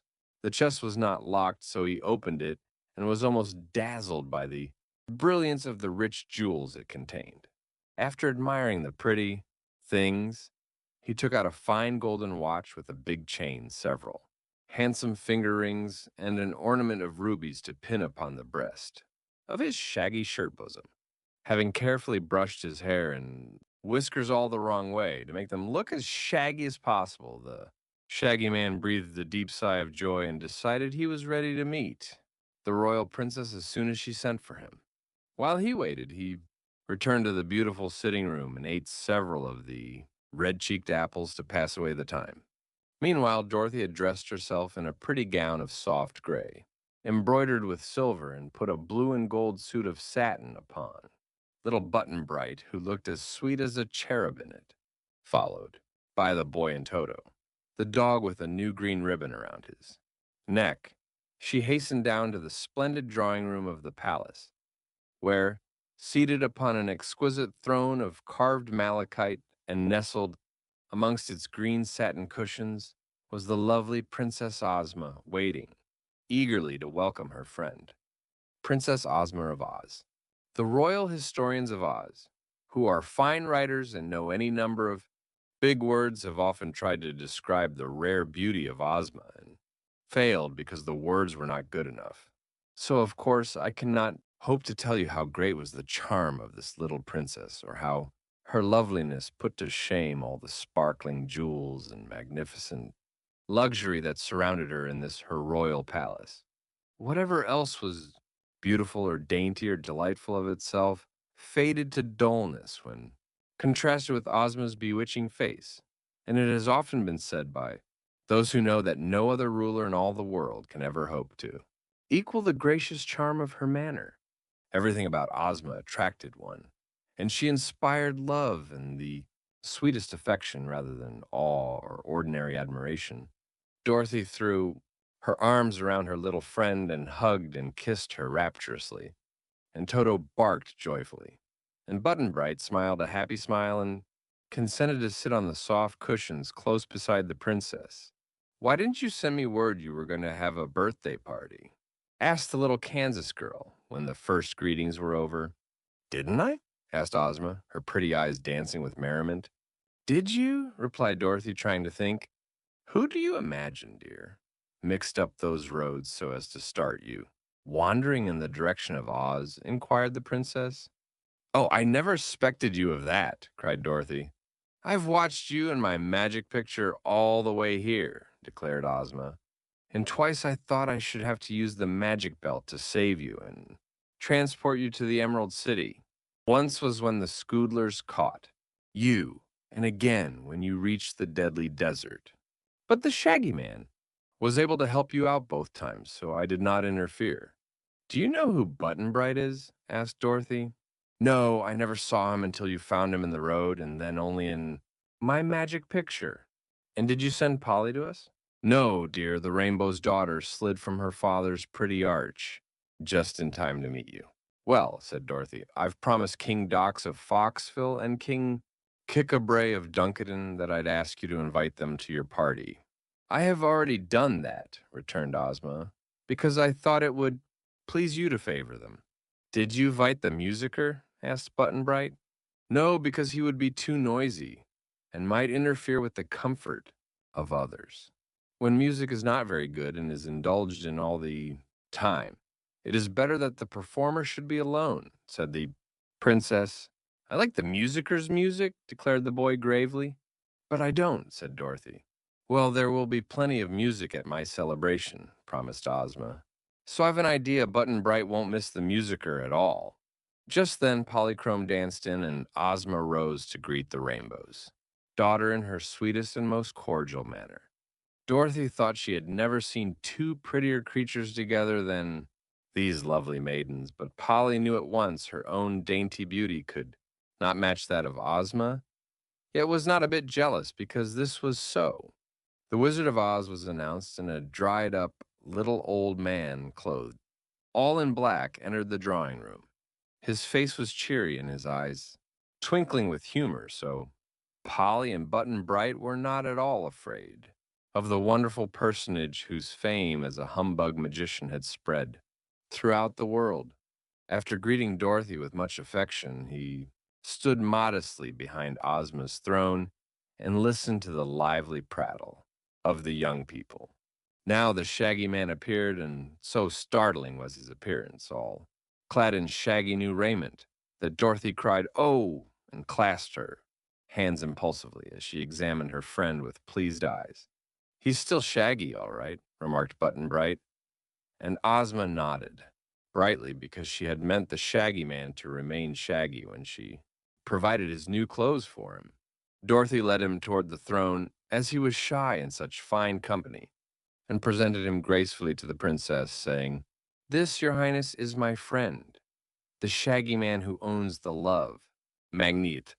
"You are welcome to Oz," said the girl ruler in gracious accents. "But tell me, sir, where did you get the love magnet which you say you own?" The Shaggy Man grew red and looked downcast as he answered in a low voice, "I stole it, your majesty." "Oh, Shaggy Man," cried Dorothy. "How dreadful, and you told me the Eskimo gave you the love magnet." He shuffled first on one foot and then on the other, much embarrassed. "I told you a falsehood, Dorothy," he said, "but now, having bathed in the truth pond, I must tell nothing but the truth." "Why did you steal it?" asked Ozma gently. "Because no one loved me or cared for me," said the Shaggy Man, "and I wanted to be loved a great deal. It was owned by a girl in Butterfield, who was loved too much, so that the young men quarreled over her, which made her unhappy. After I had stolen the magnet from her, only one young Man continued to love the girl, and she married him and regained her happiness. Are you sorry you stole it?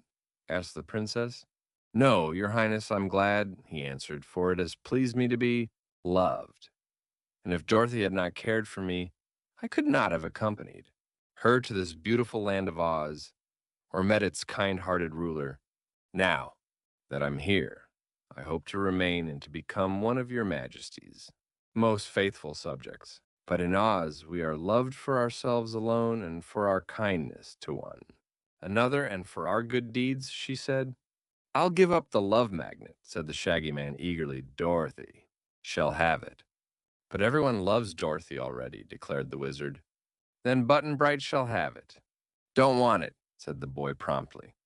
Then I'll give it to the wizard, for I'm sure the lovely Princess Ozma does not need it. All my people love the wizard, too, announced the princess, laughing. So we will hang the love magnet over the gates of the Emerald City, that whoever shall enter or leave the gates may be loved and loving. That is a good idea, said the Shaggy Man. I agree to it most willingly. Those assembled now went into dinner, which you may imagine was a grand affair, and afterward Ozma asked the wizard to give them an exhibition of his magic. The wizard took 8 tiny white piglets from an inside pocket and set them on the table. One was dressed like a clown and performed funny antics, and the others leaped over the spoons and dishes and ran around the table like racehorses and turned handsprings and were so sprightly and amusing that they kept the company in one roar of merry laughter. The wizard had trained these pets to do many curious things, and they were so little and so cunning and soft that Polychrome loved to pick them up as they passed near her place and fondle them as if they were kittens. It was late when the entertainment ended and they separated to go to their rooms. Tomorrow, said Ozma, my invited guests will arrive, and you will find among them some interesting and curious people, I promise you. The next day will be my birthday, and the festivities will be held on the broad green just outside the gates of the city, where all my people can assemble without being crowded. I hope the Scarecrow won't be late, said Dorothy anxiously. Oh, he is sure to return tomorrow, answered Ozma. He wanted new straw to stuff himself with, so he went to the Munchkin country, where straw is plentiful. With this, the princess bade her guests good night and went to her own room. Dorothy receives the guests. Next morning, Dorothy's breakfast was served in her own pretty sitting room, and she sent to invite Polly and the Shaggy Man to join her and Button Bright at the meal. They came gladly, and Toto also had breakfast with them, so that the little party that had traveled together to Oz was once more reunited. No sooner had they finished eating than they heard the distant blast of many trumpets and the sound of a brass band playing martial music, so they all went out upon the balcony. This was at the front of the palace and overlooked the streets of the city, being higher than the wall that shut in the palace grounds. They saw approaching down the street a band of musicians playing as hard and loud as they could, while the people of the Emerald City crowded the sidewalks and cheered so lustily that they almost drowned the noise of the drums and horns. Dorothy looked to see what they were cheering at and discovered that behind the band was the famous Scarecrow, riding proudly upon the back of a wooden sawhorse which pranced along the street almost as gracefully as if it had been made of flesh. Its hoofs, or rather the ends of its wooden legs, were shod with plates of solid gold, and the saddle strapped to the wooden body was richly embroidered and glittered with jewels. As he reached the palace, the Scarecrow looked up and saw Dorothy, and at once waved his peaked hat at her in greeting. He rode up to the front door and dismounted, and the band stopped playing and went away, and the crowds of people returned to their dwellings. By the time Dorothy and her friends had re-entered her room, the Scarecrow was there, and he gave the girl a hearty embrace and shook the hands of the others with his own squashy hands, which were white gloves filled with straw. The Shaggy Man, Button Bright, and Polychrome stared hard at this celebrated person who was acknowledged to be the most popular and most beloved man in all the land of Oz. Why, your face has been newly painted, exclaimed Dorothy when the First greetings were over. I had it touched up a bit by the Munchkin farmer who first made me, answered the Scarecrow pleasantly. My complexion had become a bit gray and faded, and the paint had peeled off one end of my mouth, so I couldn't talk quite straight. Now I feel like myself again, and I may say without immodesty that my body is stuffed with the loveliest. Oat straw and all ours. He pushed against his chest. Hear me crunkle? He asked. Yes, said Dorothy. You sound fine. Button Bright was wonderfully attracted by the straw man, and so was Polly. The Shaggy Man treated him with great respect because he was so queerly made. Jellia Jam now came to say that Ozma wanted Princess Dorothy to receive the invited guests in the throne room as they arrived. The ruler was herself busy ordering the preparations for the morrow's festivities, so she wished her friend to act in her place. Dorothy willingly agreed, being the only other princess in the Emerald City, so she went to the great throne room and sat in Ozma's seat, placing Polly on one side of her and Button Bright on the other. The Scarecrow stood at the left of the throne and the Tin Woodman at the right, while the wonderful wizard and the Shaggy Man stood behind. The Cowardly Lion and the Hungry Tiger came in with bright new bows of ribbon on their collars and tails. After greeting Dorothy affectionately, the huge beasts lay down at the foot of the throne. While they waited, the Scarecrow, who was near the little boy, asked, "Why are you called Button Bright?" "Don't know," was the answer. "Oh, yes, you do, dear," said Dorothy. "Tell the Scarecrow how you got your name. Papa always said I was bright as a button, so Mom always called me." "Button Bright," announced the boy. "Where's your mama?" asked the Scarecrow. "Don't know," said Button Bright. "Where is your home?" asked the Scarecrow. "Don't know," said Button Bright. "Don't you want to find your mama again?" asked the Scarecrow. "Don't know," said Button Bright calmly. The Scarecrow looked thoughtful. "Your papa may have been right," he observed, "but there are many kinds of buttons, you see. There are silver and gold buttons, which are highly polished and glitter brightly. There are pearl and rubber buttons and other kinds with surfaces more or less bright. But there is still another sort of a button which is covered with dull cloth, and that must be the sort your papa meant when he said you were bright as a button. Don't you think so?" "Don't know," said Button Bright. Oh, hello there. I want to go. You can. All right. Oh, hey, what? Ain't her.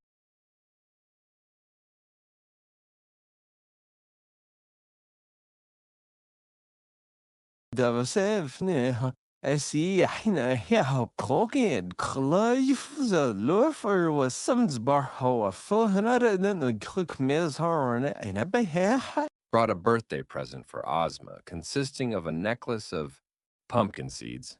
In each seed was set a sparkling carolite, which is considered the rarest and most beautiful gem that exists. The necklace was in a plush case, and Jellia Jam put it on a table with the princess, Ozma's other presents. Next came a tall, beautiful woman clothed in a splendid trailing gown, trimmed with exquisite lace as fine as cobweb. This was the important sorceress known as Glinda the Good, who had been of great assistance to both Ozma and Dorothy. There was no humbug about her magic, you may be sure, and Glinda was as kind as she was powerful. She greeted Dorothy most lovingly and kissed Button Bright and Polly and smiled upon the Shaggy Man, after which Jellia Jam led the sorceress to one of the most magnificent rooms of the royal palace and appointed 50 servants to wait upon her. The next arrival was Mr. 2. Hemp. Wogglebug tea. E. The H. Hemp. Meaning highly magnified, and the T. E. Meaning thoroughly educated. The Wogglebug was head professor at the Royal College of Oz, and he had composed a fine ode in honor of Ozma's birthday. This he wanted to read to them, but the Scarecrow wouldn't let him. Soon they heard a clucking sound and a chorus of cheep, cheep, and a servant threw open the door to allow Bellina and her 10 fluffy chicks to enter the throne room. As the yellow hen marched proudly at the head of her family, Dorothy cried, "Oh, you lovely things," and ran down from her seat to pet the little yellow downy balls. Bellina wore a pearl necklace, and around the neck of each chicken was a tiny gold chain, holding a locket with the letter D engraved upon the outside. Open the lockets, Dorothy, said Bellina. The girl obeyed and found a picture of herself in each locket. They were named after you, my dear, continued the yellow hen.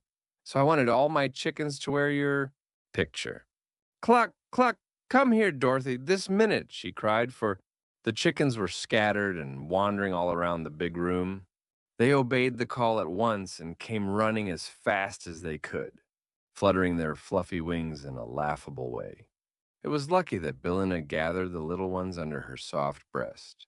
Just then, for Tick-Tock came in and tramped up to the throne on his flat, copper feet. I am all wound up and working finely, said the Clockwork Man to Dorothy. I can hear him tick, declared Button Bright. You are quite the polished gentleman, said the Tin Woodman. Stand up, here beside the Shaggy Man Tick-Tock, and help receive the company. Dorothy placed soft cushions in a corner for Bellina and her chicks, and had just returned to the throne and seated herself when the playing of the royal band outside the palace announced the approach of distinguished guests. How they did stare when the High Chamberlain threw open the doors and the visitors entered the throne room. First walked a gingerbread man, neatly formed and baked to a lovely brown tint. He wore a silk hat and carried a candy cane prettily striped, with red and yellow. His shirt front and cuffs were white frosting, and the buttons on his coat were licorice drops. Behind the gingerbread man came a child with flaxen hair and merry blue eyes, dressed in white pajamas, with sandals on the soles of its pretty, bare feet. The child looked around smiling and thrust its hands into the pockets of the pajamas. Close after it came a big rubber bear, walking, erect on its hind feet. The bear had twinkling black eyes, and its body looked as if it had been pumped full of air. Following these curious visitors were two tall, thin men and two short, fat men, all four dressed in gorgeous uniforms. Ozma's High Chamberlain now hurried forward to announce the names of the new arrivals, calling out in a loud voice, His Gracious and Most Edible Majesty, King Dough the First, ruler of the two kingdoms of Highland and Lowland. Also the head bullywag of His Majesty known as Chick the Cherub and their faithful friend Para, Bruin the Rubber Bear. These great personages bowed low as their names were called, and Dorothy hastened to introduce them to the assembled company. They were the first foreign arrivals, and the friends of Princess Ozma were polite to them and tried to make them feel that they were welcome. Chick the Cherub shook hands with everyone, including Bellina, and was so joyous and frank and full of good spirits that John Dough's head, Bullywag, at once became a prime favorite. Is it a boy or a girl? Whispered Dorothy. Don't know, said Button Bright. Goodness me. What a queer lot of people you are, exclaimed the rubber bear, looking at the assembled company. So are you, said Button Bright gravely. Is King Dough good to eat? He's too good to eat, laughed Chick the Cherub. I hope none of you are fond of gingerbread, said the king rather anxiously.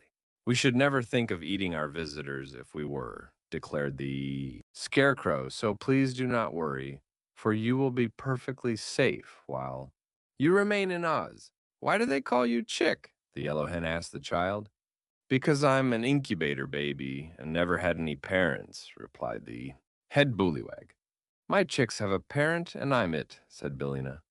I'm glad of that, answered the cherub, because they'll have more fun worrying you than if they were brought up in an incubator. The incubator never worries, you know. King John Doe had brought for Ozma's birthday present a lovely gingerbread crown with rows of small pearls around it and a fine big pearl in each of its 5 points.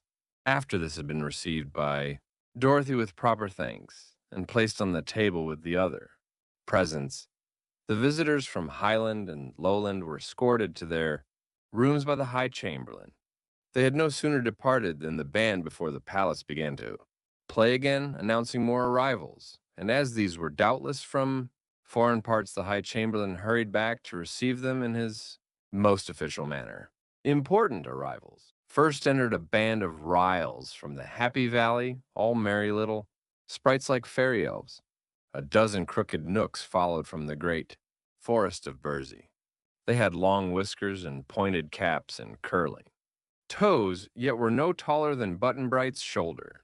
With this group came a man so easy to recognize and so important and dearly beloved throughout the known world that all present rose to their feet and bowed their heads in respectful homage, even before the High Chamberlain knelt to announce his name.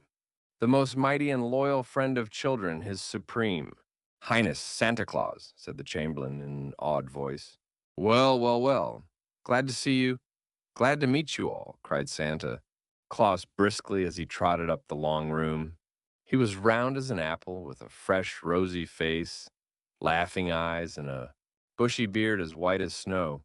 A red cloak trimmed with beautiful ermine hung from his shoulders, and upon his back was a basket filled with pretty presents for the Princess Ozma. Hello, Dorothy, still having adventures? He asked in his jolly way as he took the girl's hand in both his own. How did you know my name, Santa? She replied, feeling more shy in the presence of this immortal saint than she ever had before in her young life. Why, don't I see you every Christmas Eve when you're asleep? He rejoined, pinching her blushing cheek. Oh, do you? And here's Button Bright, I declare, cried Santa Claus, holding up the boy to kiss him. What a long way from home you are, dear me. Do you know Button Bright, too? Questioned Dorothy eagerly. Indeed, I do. I've visited his home several Christmas Eves. And do you know his father? Asked the girl. Certainly, my dear. Who else do you suppose brings him his Christmas? Neckties and stockings, with a sly wink at the wizard. Then where does he live? We're just crazy to know, 'cause Button Bright's lost, she said. Santa laughed and laid his finger aside of his nose, as if thinking what to reply. He leaned over and whispered something in the wizard's ear, at which the wizard smiled and nodded as if he understood. Now Santa Claus spied Polychrome and trotted over to where she stood. Seems to me the Rainbow's daughter is farther from home than any of you, he observed, looking at the pretty maiden admiringly. I'll have to tell your father where you are, Polly, and send him to get you. Please do, dear Santa Claus, implored the little maid beseechingly. But just now we must all have a jolly good time at Ozma's party, said the old gentleman, turning to put his presents on the table with the others already there. It isn't often I find time to leave my castle, as you know, but Ozma invited me and I just couldn't help coming to celebrate the happy occasion. I'm so glad, exclaimed Dorothy. These are my Riles, pointing to the little sprites squatting around. Him. Their business is to paint the colors of the flowers when they bud and bloom, but I brought the merry fellows along to see Oz, and they've left their paint pots behind them. Also, I brought these crooked Knooks, whom I love. My dears, the Knooks are much nicer than they look, for their duty is to water and care for the young trees of the forest, and they do their work faithfully and well. It's hard work, though, and it makes my Knooks crooked and gnarled, like the trees themselves, but their hearts are big and kind, as are the hearts of all who do good in our beautiful world. I've read of the Riles and Nooks, said Dorothy, looking upon these little workers with interest. Santa Claus turned to talk with the Scarecrow and the Tin Woodman, and he also said a kind word to the Shaggy Man and afterward went away to ride the Sawhorse around the Emerald City. For, said he, I must see all the grand sights while I am here and have the chance, and Ozma has promised to let me ride the Sawhorse because I'm getting fat and short of breath. Where are your reindeer? Asked Polychrome. I left them at home, for it is too warm for them in this sunny country, he answered. They're used to winter weather when they travel. In a flash he was gone, and the Riles and Knooks with him, but they could all hear the golden hooves of the Sawhorse ringing on the marble pavement outside as he pranced away with his noble rider. Presently the band played again, and the High Chamberlain announced, Her Gracious Majesty the Queen of Maryland. They looked earnestly to discover whom this queen might be, and saw, advancing up the room, an exquisite wax doll dressed in dainty fluffs and ruffles and spangled gown. She was almost as big as Button Bright, and her cheeks and mouth and eyebrow were prettily painted in delicate colors. Her blue eyes stared a bit, being of glass, yet the expression upon Her Majesty's face was quite pleasant and decidedly winning. With the Queen of Maryland were 4 wooden soldiers, 2 stalking ahead of her with much dignity and 2 following behind, like a royal bodyguard. The soldiers were painted in bright colors and carried wooden guns, and after them came a fat little man who attracted attention at once, although he seemed modest and retiring. For he was made of candy and carried a tin sugar sifter filled with powdered sugar with which he dusted himself frequently, so that he wouldn't stick to things if he touched them. The High Chamberlain had called him the Candy Man of Maryland, and Dorothy saw that one of his thumbs looked as if it had been bitten off by some who was fond of candy and couldn't resist the temptation. The wax doll queen spoke prettily to Dorothy and the others and sent her loving greetings to Ozma before she retired to the rooms prepared for her. She had brought a birthday present wrapped in tissue paper and tied with pink and blue ribbons, and one of the wooden soldiers placed it on the table with the other gifts. But the Candyman did not go to his room because he said he preferred to stay and talk with the Scarecrow and Tick Tock and the Wizard and Tin Woodman, whom he declared the queerest people he had ever met. Button Bright was glad the Candy Man stayed in the throne room because the boy thought this guest smelled deliciously of wintergreen and maple sugar. The braided man now entered the room, having been fortunate enough to receive an invitation to the Princess Ozma's party.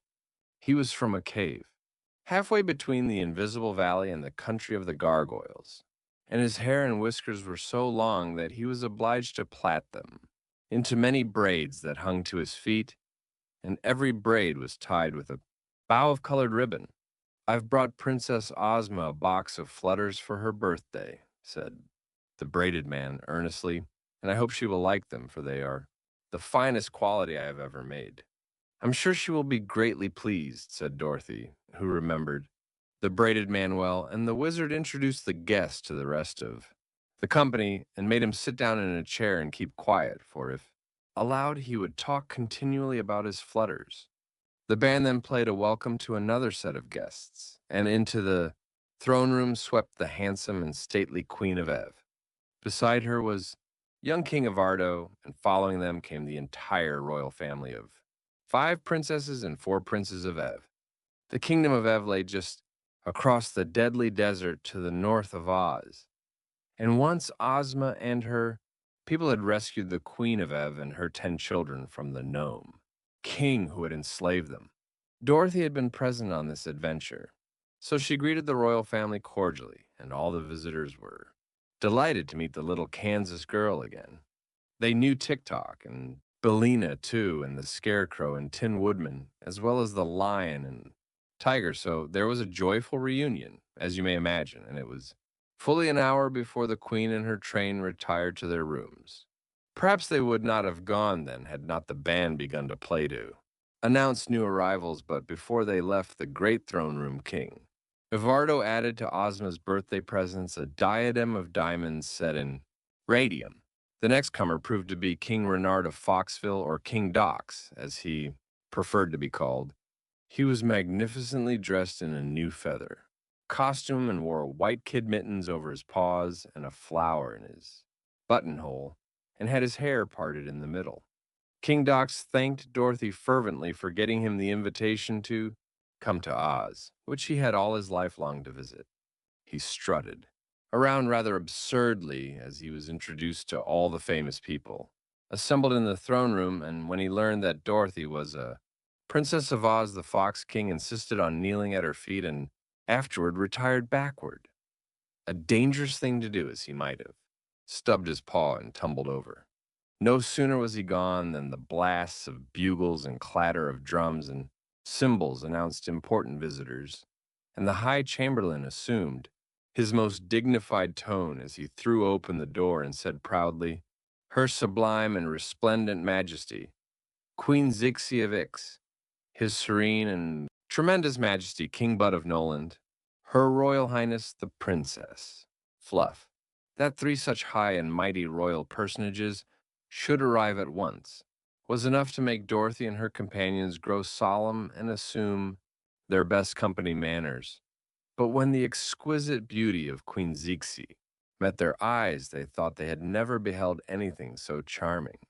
Dorothy decided that Zixi must be about 16 years old, but the wizard whispered to her that this wonderful queen had lived thousands of years, but knew the secret of remaining always fresh and beautiful.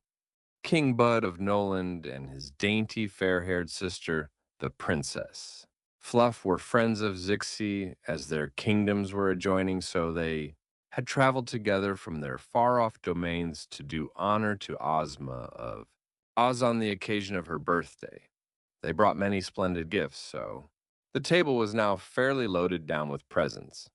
Dorothy and Polly loved the Princess Fluff the moment they saw her, and little King Bud was so frank and boyish that Button Bright accepted him as a chum at once and did not want him to go away.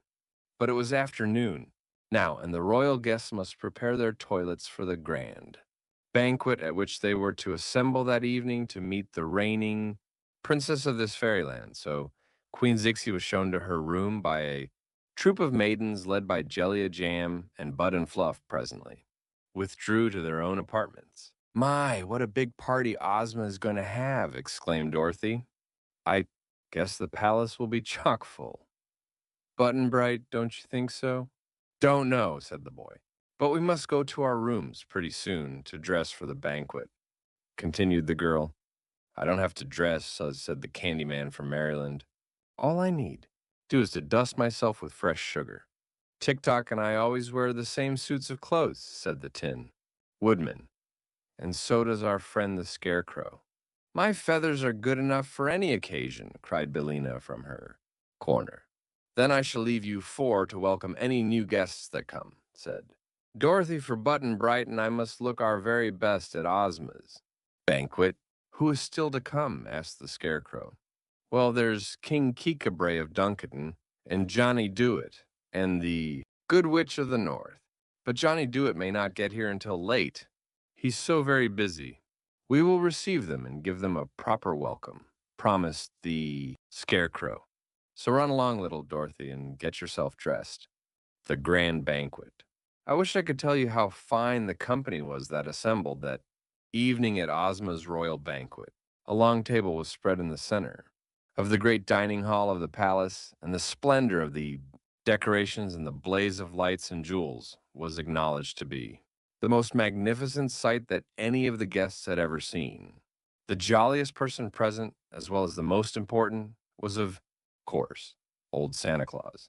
So he was given the seat of honor at one end of the table, while at the other end sat Princess Ozma, the hostess, John Doe, Queen Zixi, King Bud, the Queen of Ev and her son Ivardo, and the Queen of Maryland had golden thrones to sit in while the others were supplied with beautiful chairs.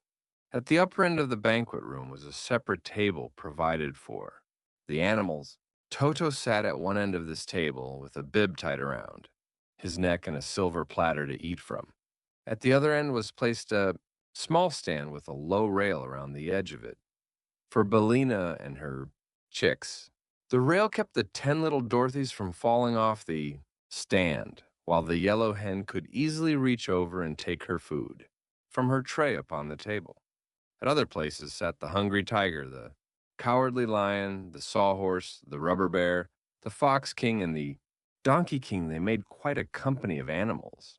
At the lower end of the great room was another table, at which sat the Riles and Nooks who had come with Santa Claus, the wooden soldiers who had come with the Queen of Maryland, and the Highlanders and Lowlanders who had come with John Doe.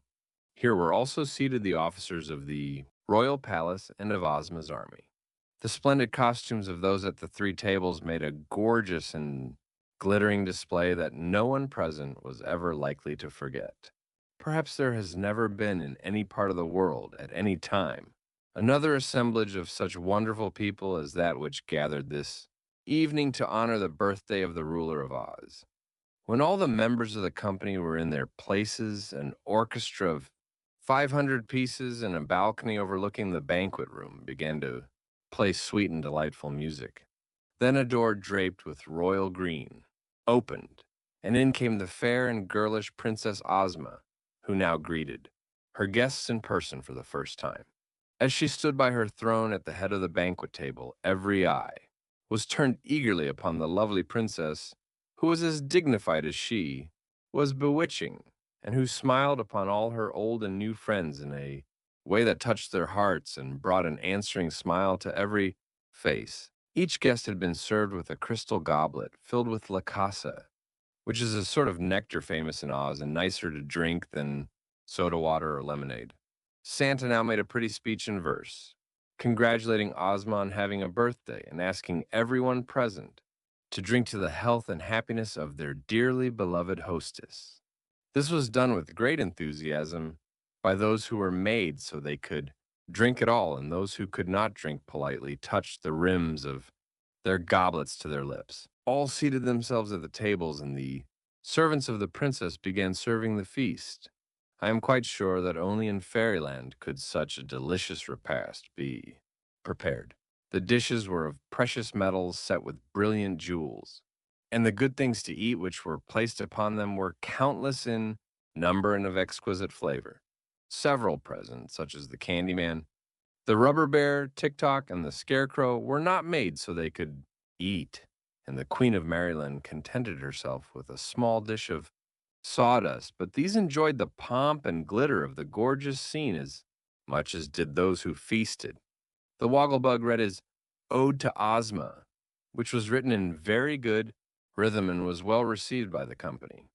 The wizard added to the entertainment by making a big pie appear before Dorothy, and when the little girl cut the pie, the 9 tiny piglets leaped out of it and danced around the table while the orchestra played a merry tune. This amused the company very much, but they were even more pleased when Polychrome, whose hunger had been easily satisfied, rose from the table and performed her graceful and bewildering rainbow dance for them. When it was ended, the people clapped their hands and the animals clapped their paws, while Billina cackled and the Donkey King brayed approval. Johnny Dewett was present, and of course he proved he could do wonders in the way of eating as well as in everything else that he undertook to do. The Tin Woodman sang a love song, everyone joining in the chorus, and the wooden soldiers from Maryland gave an exhibition of a lightning drill with their wooden muskets. The Riles and Nooks danced the fairy. Circle and the Rubber Bear bounced himself all around the room. There was laughter and merriment on every side, and everybody was having a royal good time. Button Bright was so excited and interested that he paid little attention to his fine dinner and a great deal of attention to his queer companions, and perhaps he was wise to do this because he could eat at any other time. The feasting and merrymaking continued until late in the evening, when they separated to meet again the next morning and take part in the birthday celebration, to which this royal banquet was merely the introduction. The birthday celebration, a clear, perfect day with a gentle breeze and a sunny sky, greeted Princess Ozma as she wakened next morning, the anniversary of her birth. While it was yet early, all the city was astir and crowds of people came from all parts of the land of Oz to witness the festivities in honor of their girl ruler's birthday. The noted visitors from foreign countries, who had all been transported to the Emerald City by means of the magic belt, were as much a show to the Ozites as were their own familiar celebrities, and the streets leading from the royal palace to the jeweled gates were thronged with men, women, and children to see the procession as it passed out to the green fields where the ceremonies were to take place. And what a great procession it was! First came 1,000 young girls, the prettiest in the land, dressed in white muslin with green sashes and hair ribbons, bearing great baskets of red roses.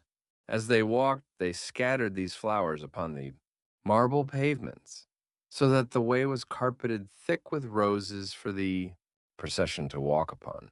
Then came the rulers of the 4 kingdoms of Oz, the emperor of the Winkies, the monarch of the Munchkins, the king of the Quadlings, and the sovereign of the Gillikins, each wearing a long chain of emeralds around his neck to show that he was a vassal of the ruler of the Emerald City. Next marched the Emerald City Cornet Band, clothed in green and gold, uniforms and playing the Ozma two-step. The Royal Army of Oz followed, consisting of 27 officers from the Captain General down to the lieutenants. There were no privates in Ozma's army because soldiers were not needed to fight battles, but only to look important, and officer always looks more imposing than a private. While the people cheered and waved their hats and handkerchiefs, there came walking the royal Princess Ozma, looking so pretty and sweet that it is no wonder her people love her so dearly. She had decided she would not ride in her chariot that day, as she preferred to walk in the procession with her favored subjects and her guests. Just in front of her trotted the living blue bear rug owned by old Dinah, which wobbled clumsily on its 4 feet because there was nothing but the skin to support them, with a stuffed head at one end and a stubby tail at the other. But whenever Ozma paused in her walk, the bear rug would flop down, flat upon the ground for the princess to stand upon until she resumed her progress. Following the princess stalked her two enormous beasts, the cowardly lion and the hungry tiger. And even if the army had not been there, these two would have been powerful enough to guard their mistress from any harm. Next marched the invited guests, who were loudly cheered by the people of Oz along the road, and were therefore obliged to bow to right and left almost every step of the way. First was Santa Claus, who, because he was fat and not used to walking, rode the wonderful sawhorse. The merry old gentleman had a basket of small toys with him, and he tossed the toys one by one to the children as he passed by. His reals and nooks marched close behind him. Queen Zixie of Ix came after, then John Doe and the cherub, with the rubber bear named Para Bruin strutting between them on its hind legs. Then the Queen of Maryland, escorted by her wooden soldiers, then King Bud of Noland and his sister, the Princess Fluff, then the Queen of Eva, and her 10 royal children, then the Braided Man and the Candy Man side. By side, then King Dox of Foxville and King Kickabray of Duncan, who by this time had become good friends, and finally Johnny Dewett in his leather apron, smoking his long pipe. These wonderful personages were not more heartily cheered by the people than were those who followed after them in the procession. Dorothy was a general favorite, and she walked arm in arm with the Scarecrow, who was beloved by all. Then came Polychrome and Button Bright, and the people loved the Rainbow's pretty daughter and the beautiful blue-eyed boy as soon as they saw them. The Shaggy Man in his shaggy new suit attracted much attention because he was such a novelty, with regular steps tramped. The Machine Man tick-tock, and there was more cheering when the Wizard of Oz followed in the procession. The Wogglebug and Jack Pumpkinhead were next, and behind them, Glinda the Sorceress and the Good Witch of the North. Finally came Billina with her brood of chickens, to whom she clucked anxiously to keep them together and to hasten them along so they would not delay the procession. Another band followed, this time the Tin Band of the Emperor of the Winkies, playing a beautiful march called There's No Plate Like Tin. Then came the servants of the royal palace in a long line and behind them all the people joined the procession and marched away through the emerald gates and out upon the broad green. Here had been erected a splendid pavilion with a grandstand big enough to seat all the royal party and those who had taken part in the procession. Over the pavilion, which was of green silk and cloth of gold, countless banners waved in the breeze. Just in front of this, and connected with it by a runway, had been built a broad platform so that all the spectators could see plainly the entertainment provided for them. The wizard now became master of ceremonies, as Ozma had placed the conduct of the performance in his hands. After the people had all congregated about the platform and the royal party and the visitors were seated in the grandstand, the wizard skillfully performed some feats of juggling glass balls and lighted candles. He tossed a dozen or so of them high in the air and caught them one by one as they came down, without missing any. Then he introduced the Scarecrow, who did a sword swallowing act that aroused much interest. After this, the Tin Woodman gave an exhibition of swinging the axe, which he made to whirl around him so rapidly that the eye could scarcely follow the motion of the gleaming blade. Glinda the sorceress then stepped upon the platform, and by her magic made a big tree grow in the middle of the space, made blossoms appear upon the tree, and made the blossoms become delicious fruit called tamornas. And so great was the quantity of fruit thus produced that when the servants climbed the tree and tossed it down to the crowd, there was enough to satisfy every person present.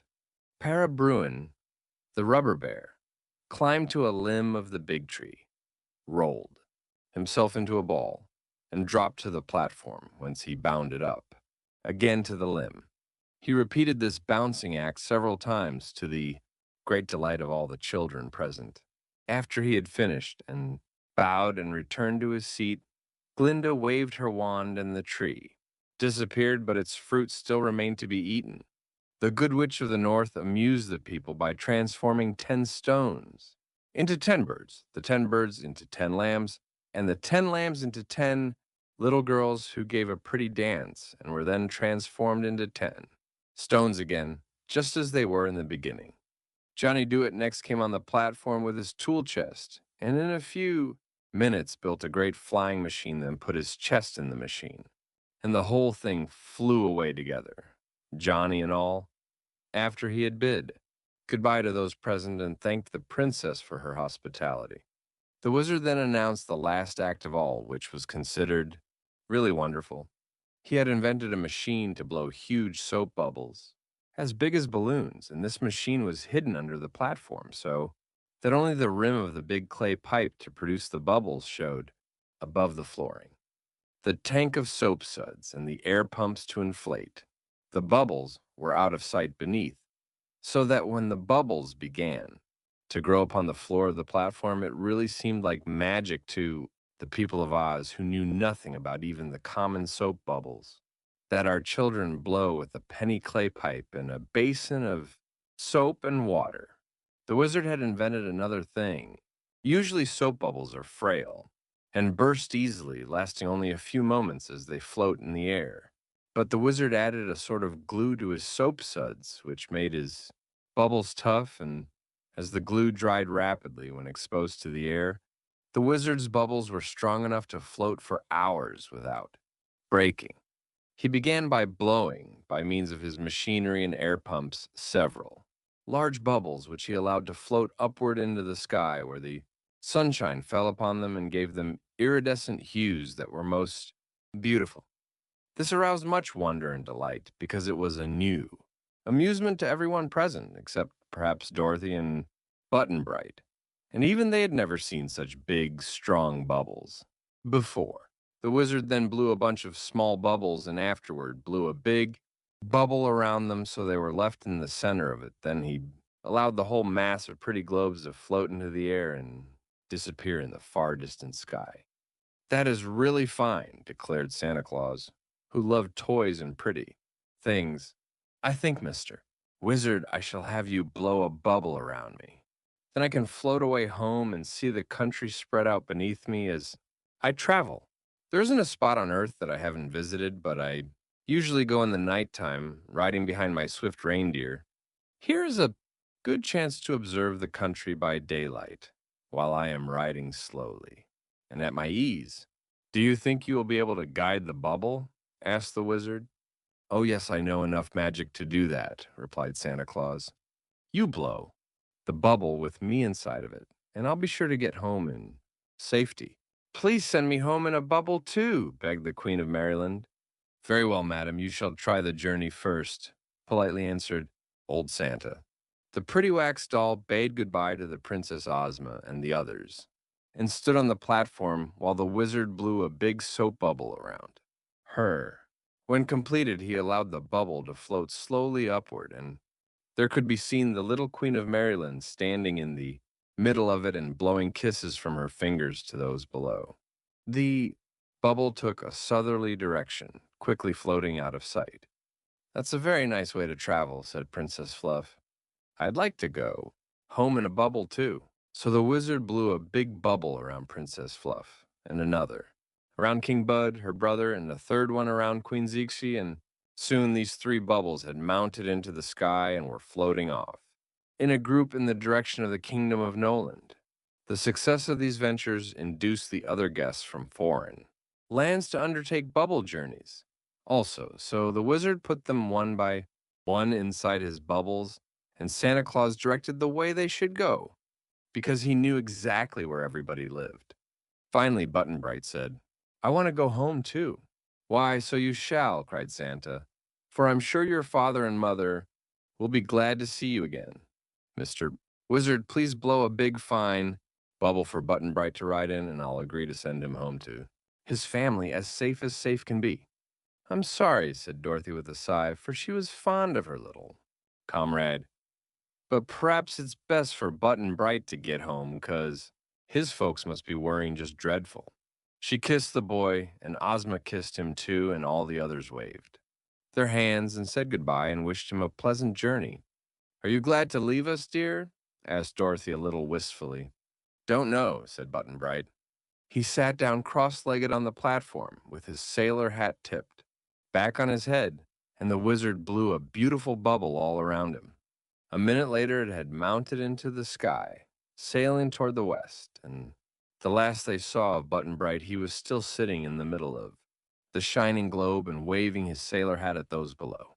Will you ride in a bubble, or shall I send you and Toto home by means of the magic belt? The princess asked Dorothy. Guess I'll use the belt, replied the little girl. I'm sort of afraid of those bubbles. Bow wow, said Toto approvingly. He loved to bark at the bubbles as they sailed away, but he didn't care to ride in one. Santa Claus decided to go next. He thanked Ozma for her hospitality and wished her many happy returns of the day. Then the wizard blew a bubble around his chubby little body and smaller bubbles around each of his riles and nooks. As the kind and generous friend of children mounted into the air, the people all cheered at the top of their voices, for they loved Santa Claus dearly, and the little man heard them through the walls of the bubble and waved his hands in return as he smiled down upon them. The band played bravely while everyone watched the bubble until it was completely out of sight. How about you, Polly? Dorothy asked her friend. Are you afraid of bubbles too? No, answered Polychrome, smiling, but Santa Claus promised to speak to my father as he passed through the sky. So perhaps I shall get home an easier way. Indeed, the little maid had scarcely made this speech when a sudden radiance filled the air, and while the people looked on in wonder, the end of a gorgeous rainbow slowly settled down upon the platform. With a glad cry, the rainbow's daughter sprang from her seat and danced along the curve of the bow, mounting gradually upward, while the folds of her gauzy gown whirled and floated around her like a cloud and blended with the colors of the rainbow itself. Goodbye, Ozma. Goodbye, Dorothy, cried a voice they knew belonged to Polychrome. But now the little maiden's form had melted wholly into the rainbow, and their eyes could no longer see her.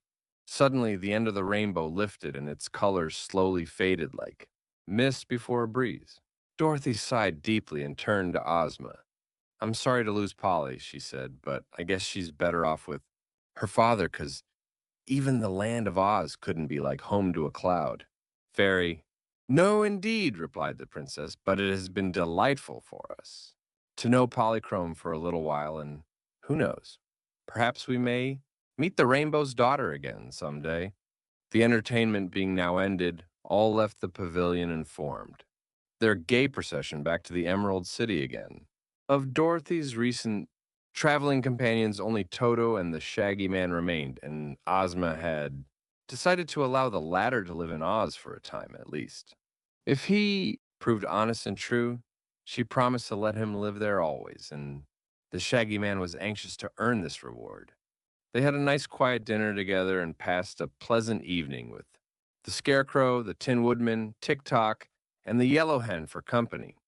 When Dorothy bade them good night, she kissed them all goodbye at the same time, for Ozma had agreed that while Dorothy slept, she and Toto should be transported by means of the magic belt to her own little bed in the Kansas farmhouse.